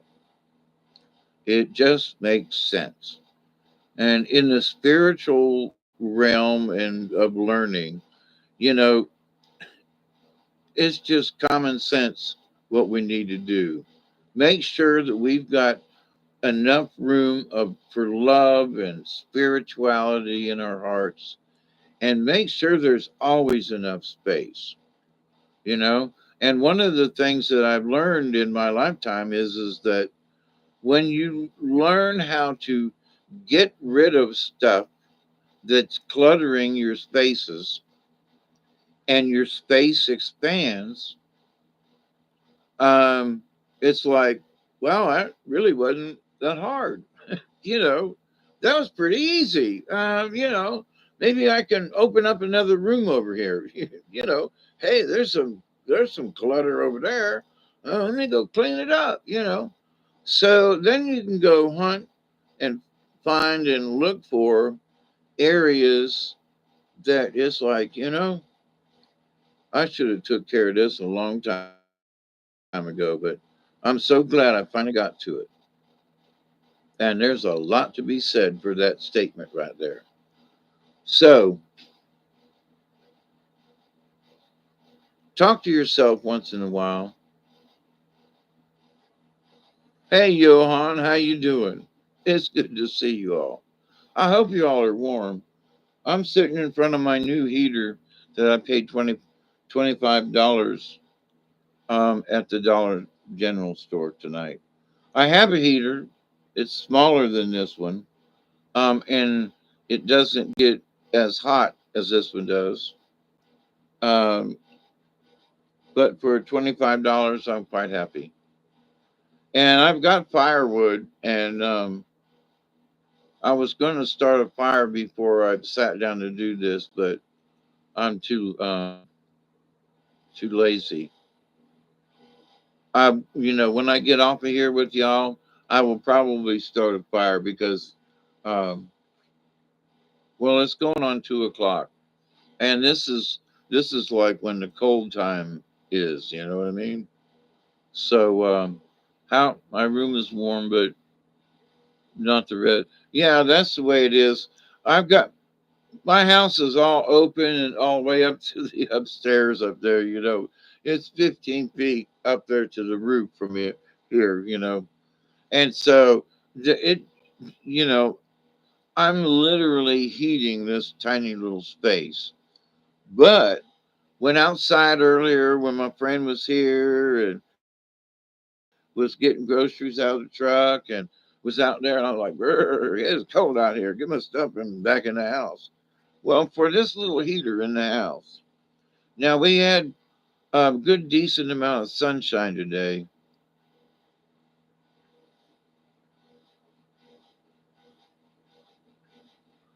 Yeah, but here's the thing, Johan. If I allow the house to get colder, which it's doing, um, then it's even harder to heat it up. So right now it's like 50 degrees in the house. If I don't build a fire and it gets to 40 degrees, it's gonna be a bitch to warm it up. You know.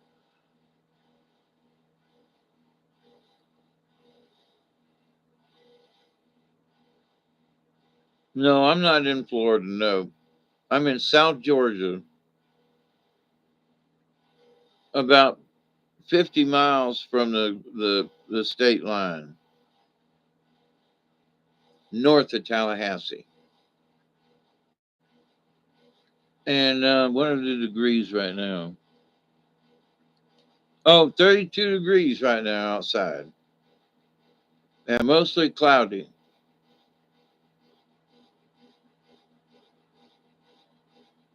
The last time we had snow was in 2014, and we've had flurries, and it didn't really stick on the ground. But so um, I remember when it snowed in '79, and there was snow on the ground for 3 days, and like it froze to death. Um, about let's see, that would have been when Samuel was about 1 or 2. So that would have been like 76 or 7, 67, 77. Um, yeah, we had blizzard conditions in Berlin.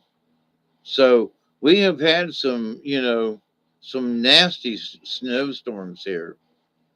But most of the time it's just cold. But but after talking with my sister, you know, if it snows enough, I'm gonna go make a snow angel. You know, we were talking about that, and because I live at the bottom of the hill, I don't have a sled. I might have to find some cardboard to slide down.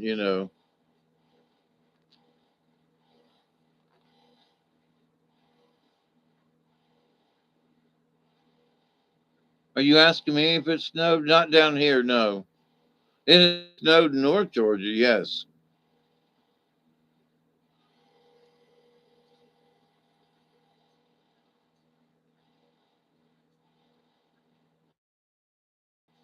But unless I have trouble, I'm looking forward to this year. Um, Having started a few projects last year, having, completed a couple of things, getting my body took care of with that rotor rooter thing and, you know, going in the hospital for my heart and all that, and coming out pretty good, right? So, all right, so and that's all on the plus side. It did interrupt my train of thought though, right? So for me, I'm consulting my Akashic record, if you will, because the cards say we have to allow ourselves to follow Great Spirit's plan. You know, if Creator's got you doing something in a particular way or for someone or for a thing, you know, and you're doing it, then you're following what the universe wants you to do. But if you're kicking and screaming over here and making $4 an hour and blah blah blah blah blah, and you're not happy, and you know, and so that might not be what you're supposed to be doing, right? So, but we don't know until we get there. Well, have you ever worked, doing sheetrock before? Well, no. Have you ever put sheetrock tape on before? Well, no. Do you know what it looks like? Well, no. Do you know that sheetrock tape don't really, it's not really tape. There's no sticky on it. Did you know that? No. Did you know? Well, okay. So a lot of things to learn about sheetrock and that, but if you've never learned, you never tried it, so you don't know how to do sheetrock. But you're a whiz at math. Um, I can't work out that division problem, but you can, right? Yeah, it's 12. What? The answer is 12. Well, you didn't even write it down on the paper. I don't have to. I've worked it out in my head. Some bitch. So some people are good at some stuff and other people ain't. You know, everybody's got their own something. They do. Now, some people don't have hardly anything. They just don't care. And that's some of them people that, as far as learning where their spirituality is or was is, I guess it would be the present tense. But they just don't care. Just don't care. Or like I said earlier, there are those people who go to church and they just sit there. You know, they mouth the words and they sing along a little bit, and they've got their Bible and they read along with the priest. But eh, they ain't really nothing there. And it's week after week after week. Because when I was in church and reading the Gospels, and I could see all the parishioners in front of me, right? And so I'd be reading the Bible, and I would read the Bible verse before I got out there, right?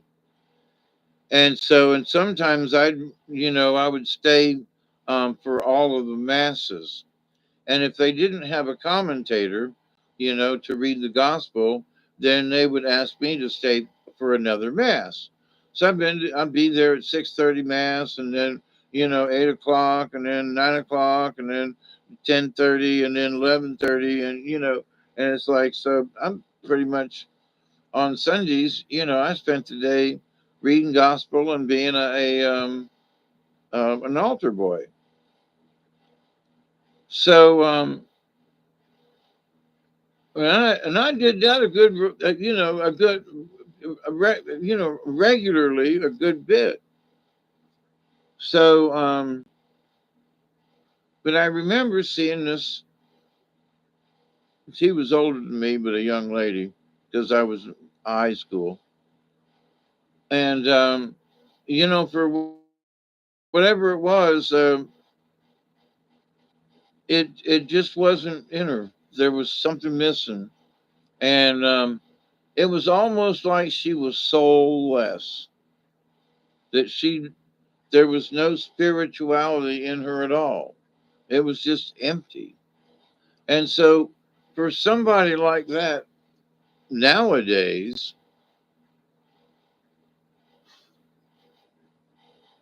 do they want to look for it? It seems to me they've lost something. I have always thought over the years, I hope she found it. Um,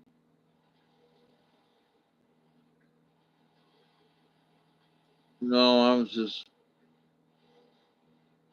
there was these two girls that went to MHR and also Tampa Catholic. And when I went to a reunion, she and her friend were like locked arm in arm, and I could tell they were a couple, right? And so I was going around and talking with everybody, and we were, you know, trading stories and things, um, and she was like, "Well, me and Margaret here are a couple." And I was like, "Yeah, well, that's very obvious. Are you?" She said, "Well, I bet you didn't think that would happen." And I was like, "Well, no." And we kept it hid really well, didn't we? And I was like, "Well, no. What? Well, you kind of showed it, in your non-actions. It was how you didn't look at each other when you should have given her a glance, and you look over there and you say, "Well, I, they're going to catch me looking at her." But so you knew, and I was like, "Well, I had my suspicions." "Well, what do you think about it?" "I don't care. Are you happy? Are both of you happy?" "Well, yes." "Well, then you're still together, and I'm a divorcee. I'm glad you're happy, because I sure up can't.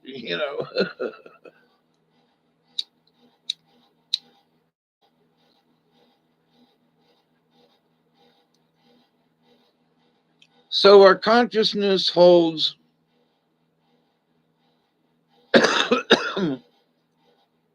truths, a truth that we don't understand, because it's not necessarily hidden.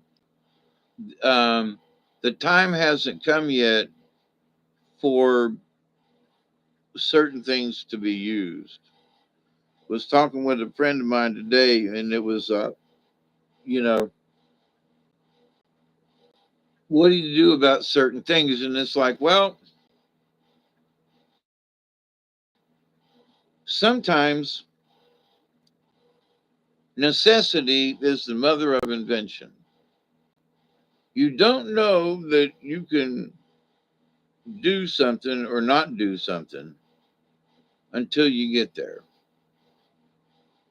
And like, well, what do I mean? Well, I mean that, I didn't realize that I could holler like Tarzan, run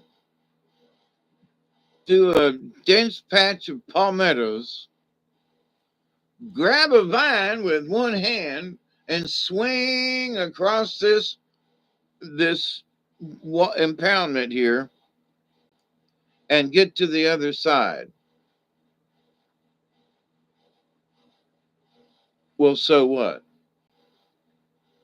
Well, there was a 14-foot crocodile underneath me the whole time.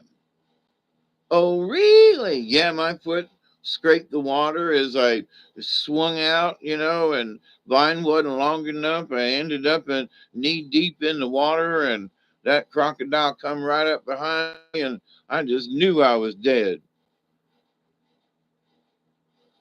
Well, how come he didn't bite you? He just wasn't hungry. But he chased me like hell all the way across that, you know. So sometimes we learn a lesson and we don't know that we can do something, you know. Um, like that time I was on the river and I come around the bend and there was this 9-foot alligator and he's big as my kayak, right? He don't know that he's bigger than me, right? But he's the one that gets scaredy cat and hauls ass up, down the river, right? I mean, lickety split. So I'm like, oh, I'm so glad you went on down. I'm not scared of you, but you're scared of me. And by being scared of me, you can hurt me, you know. So wildlife is great, but sometimes, don't get too close. You know, some of these videos of people, and in the national parks and forests and stuff. And I tell you what, the human race, we need to cull some of them people out. I'm telling you. Go ahead and stick your finger in the damn light socket. Oh my God, he had a heart attack. No shit. You know. Well, it doesn't seem like you care. Listen, he's a dumbass. You know,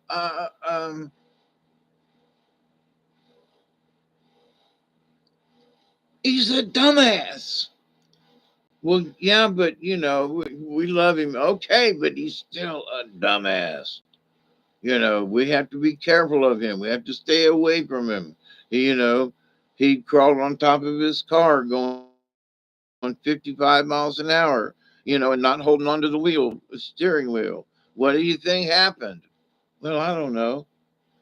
He almost ran over a dozen people, um, and the car, started accelerating, and it took him down, through a ditch and took out 4 fence posts before coming to rest in the cornfield. Oh my God, did I tell you he was a dumbass? So these folks ain't learning nothing. So we got to take the message that's given to us. Here's a problem. I got a flat tire. I need to change it. I actually want to change it over to a larger size tire.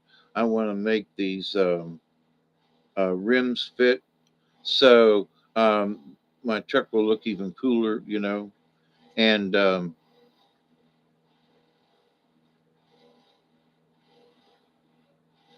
it's up to me to do it. So you want to get something done in life, it's up to you to do it. You want to learn something, it's up to you to learn. It's up to you to find the teacher, the person, or when life comes along and presents something to you. You had a flat tire on a snowy day in a bum fudge town in in the swamps of Louisiana, and you don't know what to do. And you heard that Sasquatch, literally, the skunk ape, lived nearby somewhere. And while you're trying to work on your vehicle, you smell something and hear something.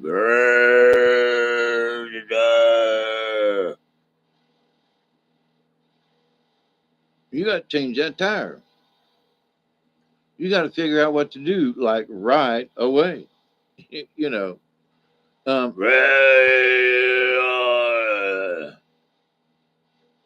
How fast can I get this tire on? You know, hurry up, Myrtle. You know, red dye. Uh-oh.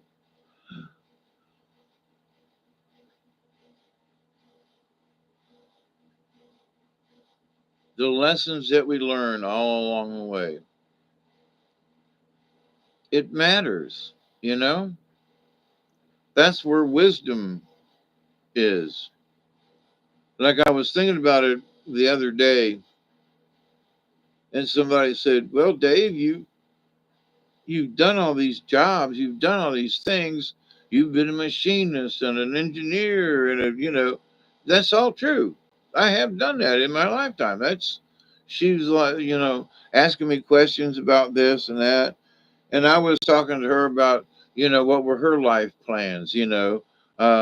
She's gone, out of town with the FFA, and she, uh, yes, future farmers, yes.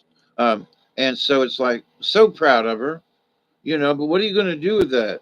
Are you going to, you could go into some kind of agriculture, you know, uh, well, you're a smart, beautiful girl, and the some manager, in a fertilizer place would love to have you, work on the front desk and have you helping him order, large, 20 tons of fertilizer or something, I mean, you can get a job and make some money.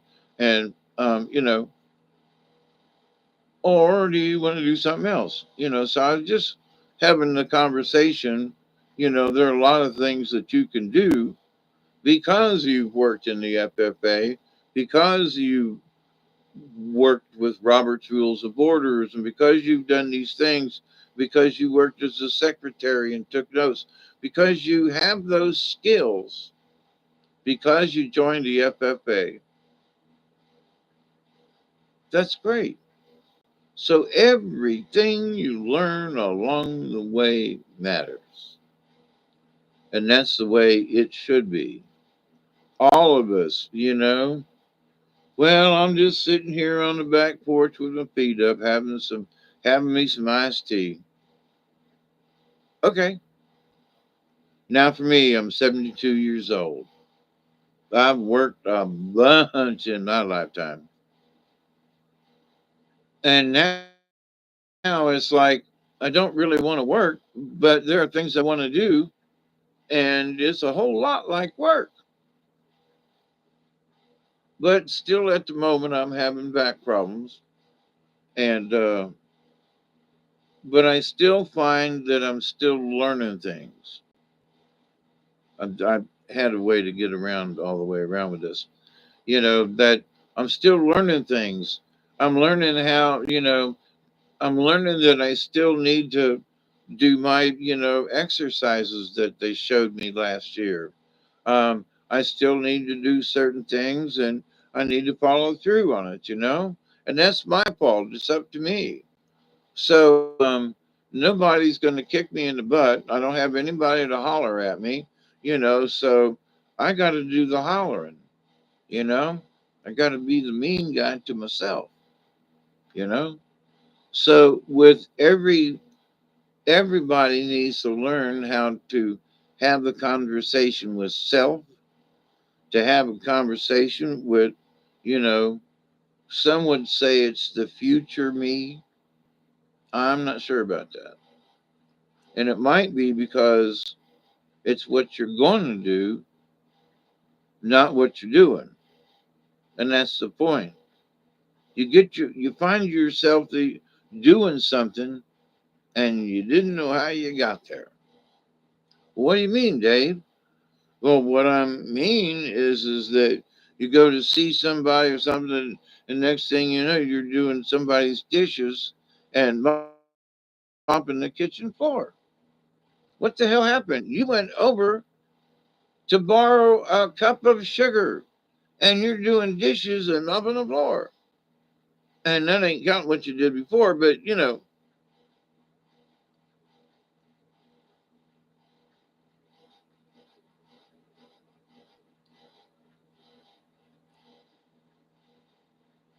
We get confused by the little things, and our brain gets scattered like, buckshot being shot out of the. So we have to collect all these points and put them in a shell, you know.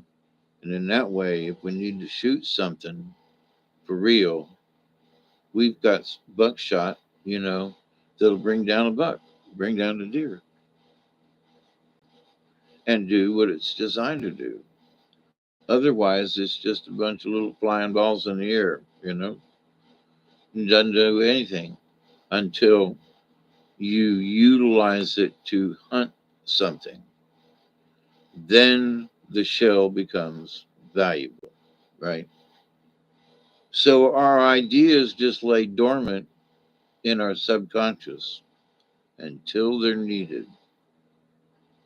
And that's the trouble. You say, well, I, I, I had a problem like this one time before. What did I do? How did the carburetor was messed up or something. How did we fix that? Son of a bitch.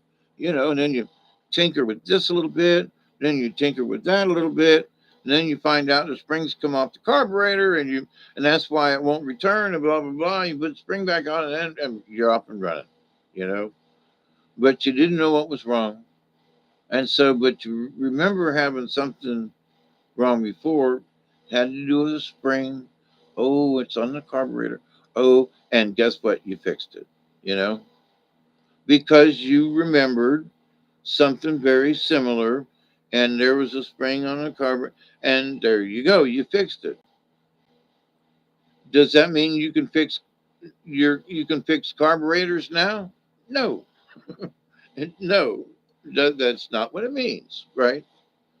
But what it does mean is that you're very observant and you're utilizing your own personal Akashic record of what you've learned about things in this similar situation.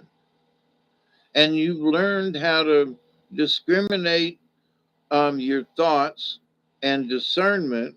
And so it's like, well, how wide is it? Oh, that looks about 5 foot. I need to get a 6 foot board at least. Well, what about that over there? Well, I don't know. It looks like we might be able to get by with a ton and a half jack. I think we can do that, don't you? Yeah, that's a good idea. Okay. So, you use what you learn to get wiser and smarter in what you do. So pay attention. And at 72, I'm still learning stuff. It's a never ending story, just like the luck dragon. I'm starting to look like the luck dragon. Look how long this did. I haven't cut it yet. I'm trying to decide whether or not to shave it down or to let it grow and see how long I can put up with it and see how long it gets, you know. But anyway, well, I love you all. It's been 2 hours and 13 minutes. Oh, we're coming up on another 20. I still got some in my pipe. So I'll have a hit with you, find out how it's going in your neck of the woods. So are things going fair to middling for y'all? I know this is a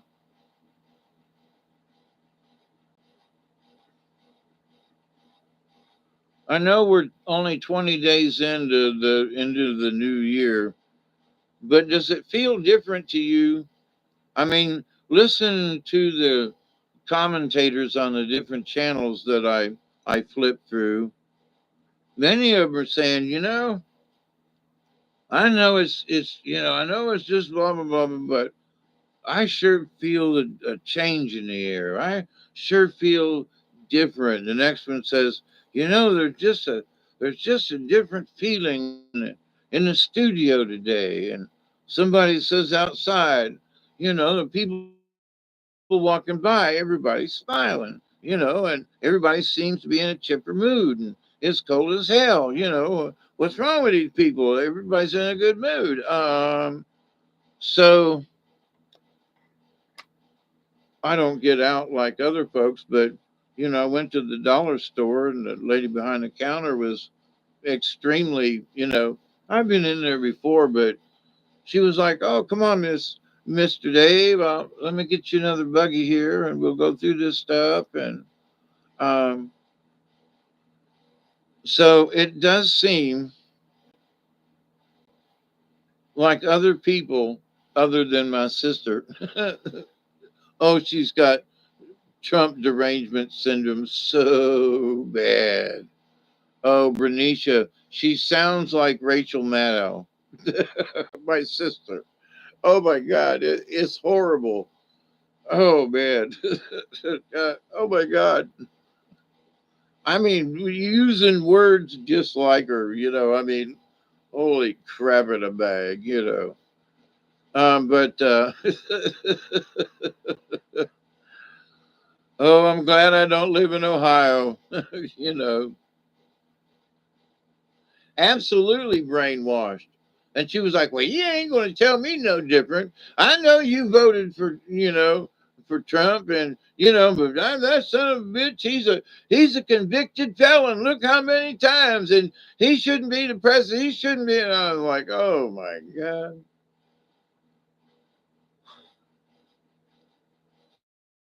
And the thing is like she has obviously listened, like so many other people, to that strict rhetoric pounded in her head. Russian collusion. Oh man, Trump, pissed on the bed when he was in Russia, and he's got. Oh God Almighty! Do you really honestly believe that? One of the things Trump was talking about, I forgot about it. He goes, "Remember that story where on January 6th, I supposedly reached around and grabbed you by the neck and choked you until you pulled over on the side of the road or something." And Trump was like, "Look at this guy. Look how big his neck is. You think they're trying to tell everybody that I got my hands around this guy, you know." So it's like the lies they told, just like Trump trying to choke this, you know, Secret Service agent. When the Secret Service agent goes, he was in the back seat.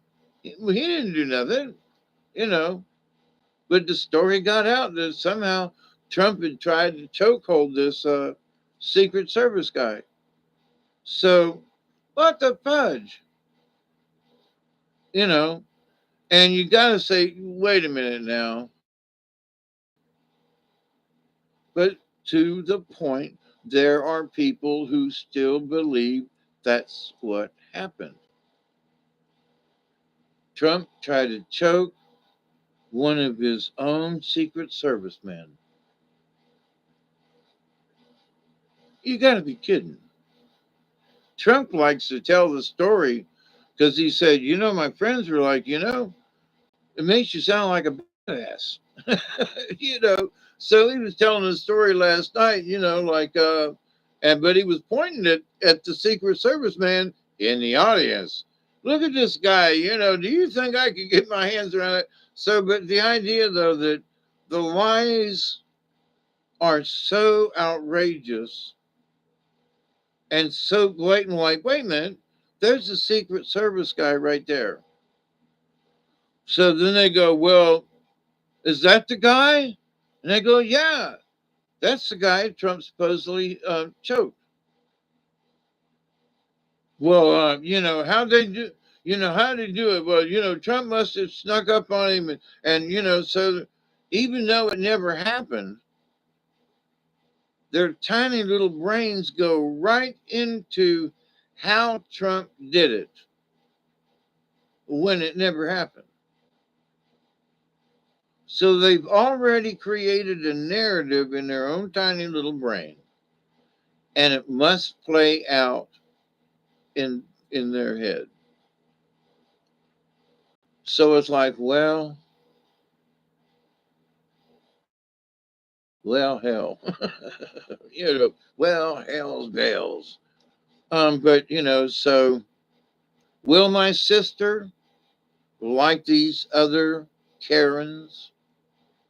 Yeah, she's not bad about other things, but she'll get vocal. But on this, she's like, Trump shouldn't even be in the White House, and and JD Vance, and he's just as bad, blah blah blah blah. I'm like, wait a minute, you live in Ohio, he's an Ohio senator, and you just bashing this bitch all up in the, dang, have you listened to the guy? You know, um, and the things that he's voted on, the reason he became a senator, and he was a decorated war soldier, which kind of makes him a hero in a way.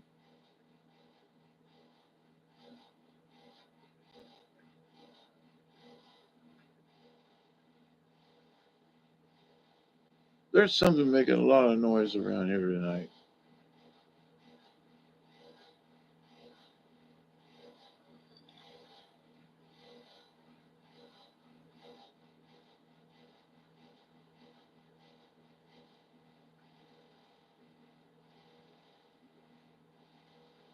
It's almost like a critter's gotten inside.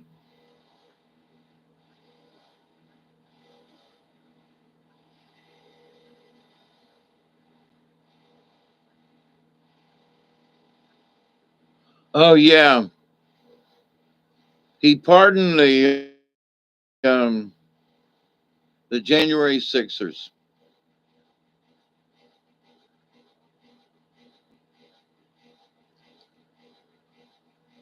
But he keeps saying that he's gonna release the JFK files, the RFK files, um, the Martin Luther King files, and anything else that has a top secret clearance they want to look at and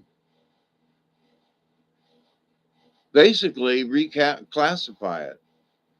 So they start going through files, and I can hear those paper shredders going now.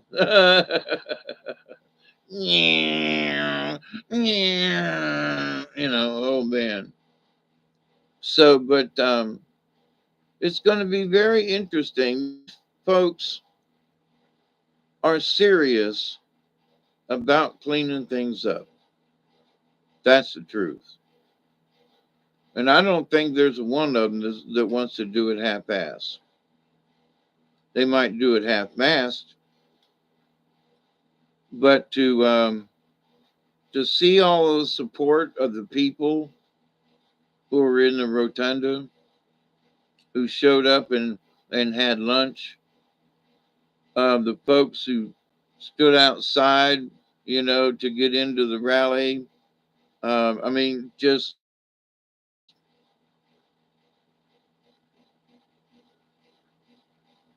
they're not faking it, you know? And so the energy that they have is the energy that we're feeling, in my humble opinion. And I'm feeling it too. So I see them folks standing in the cold. I'm like, man, I feel for you. I send them a prayer, but I ain't going to be there. You know what I mean? So it's like, I can still participate. I can still be happy. I can still smile. I can still give, dumb advice. You know, I can still be here and just to have conversations and for folks to, you know, spout off stuff in the chat. You know, there's a purpose. There's a something. Um,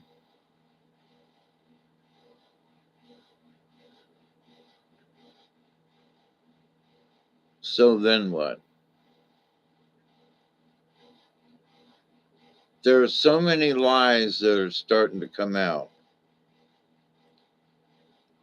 And like Mike Pence, he tried to have Donald Trump shot during the last, term in office. Mike Pence did so much nasty shit, they ought to throw him in jail for conspiracy to kill him. And yeah, but some of this stuff is going to come out. And so hopefully, I want to see how many people are going to run. You know what I mean? Willie, they fixing to come get you. I know, boss man. I got my boat down here on in the slough. I'll go up there, nose of them alligators. Well, what you gonna do when you get up there, Willie? Well, so I got me an old ramshackle up there, and me and old Rufus, we can stay in that ramshackle. And I dare them to come up there. Them, the moccasins will get them. So what's a ramshackle? Dilapidated. Dilapidated. Ramshackle, dung-soaked monstrosity. Ramshackle. Just boards coming loose on the side. You know, boards missing on a step. Just ramshackle.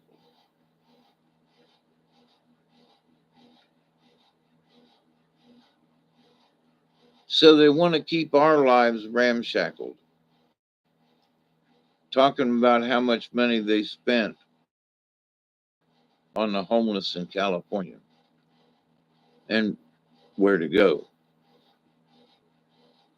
Well, we need a little bit for some charging stations. Okay, but where did it go? You had $650 million. Where did it all go? Because there's more homeless people on the streets than there were before. What'd you do with the money? Oh, well, the hostages and this and that. What did you do with the money? So they don't know at this point. But what's going to be interesting and fun for me to watch is that now that some of these reporters and so forth are kind of feeling lifted up because Trump's now the president and they probably won't get in trouble like Biden would have done, right? So now they're going to be talking with other people. The truth's going to start coming out. Then some of these percentage is going to go, wait a minute, you know, you mean this wasn't true? Yeah, go down that rabbit hole. So this reporter goes down the rabbit hole and comes out going, some bitch. I had no idea. Y'all are right. So now we've got somebody that's converted, right? And we've got somebody who's going to look at each case as their own entity. And that's what needs to get done. So in the future here, we need to look at these folks, but it ain't about revenge, but it's damn sure about getting justice. So it seems like there are several of us who, creators got a different plan.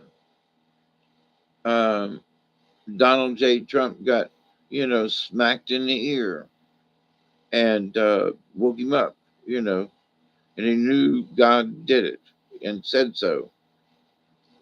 And was like, we got to put God back into schools. You know, um, what did he say? He said we got to put God back in the schools again.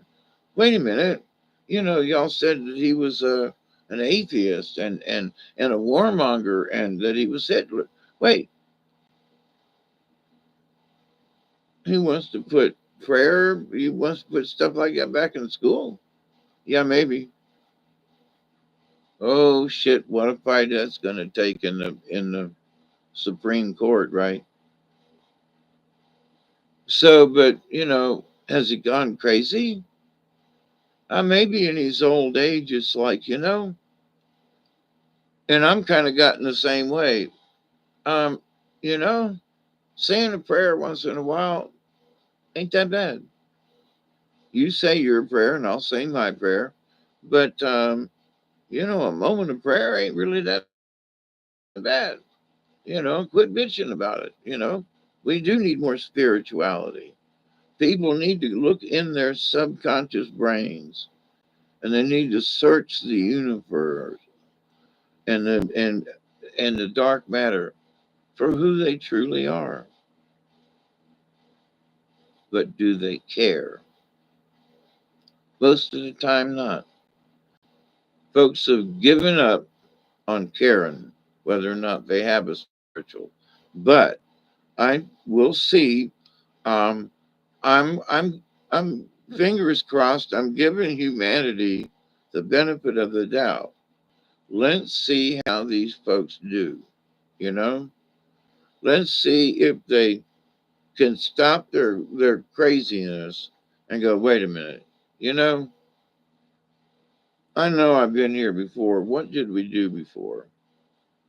There's one of the LA fire chiefs or something, one of the districts makes like $750,000 a year. What? Who gets paid that kind of money for being a fire chief? Get out of here.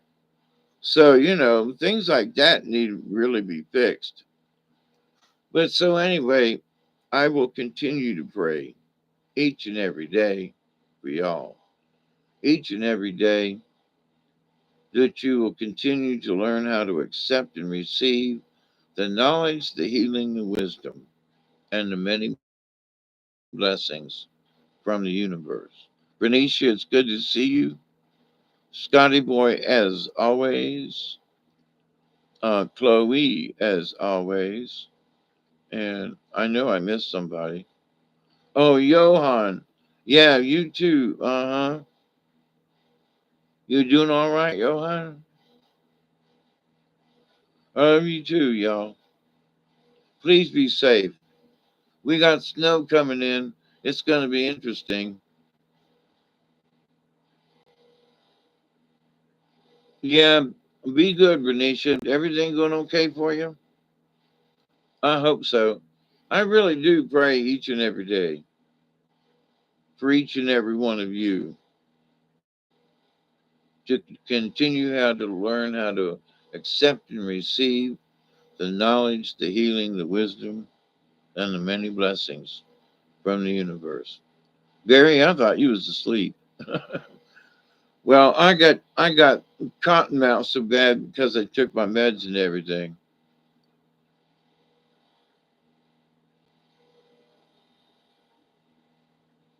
So God bless y'all. Until next time, be safe, stay warm.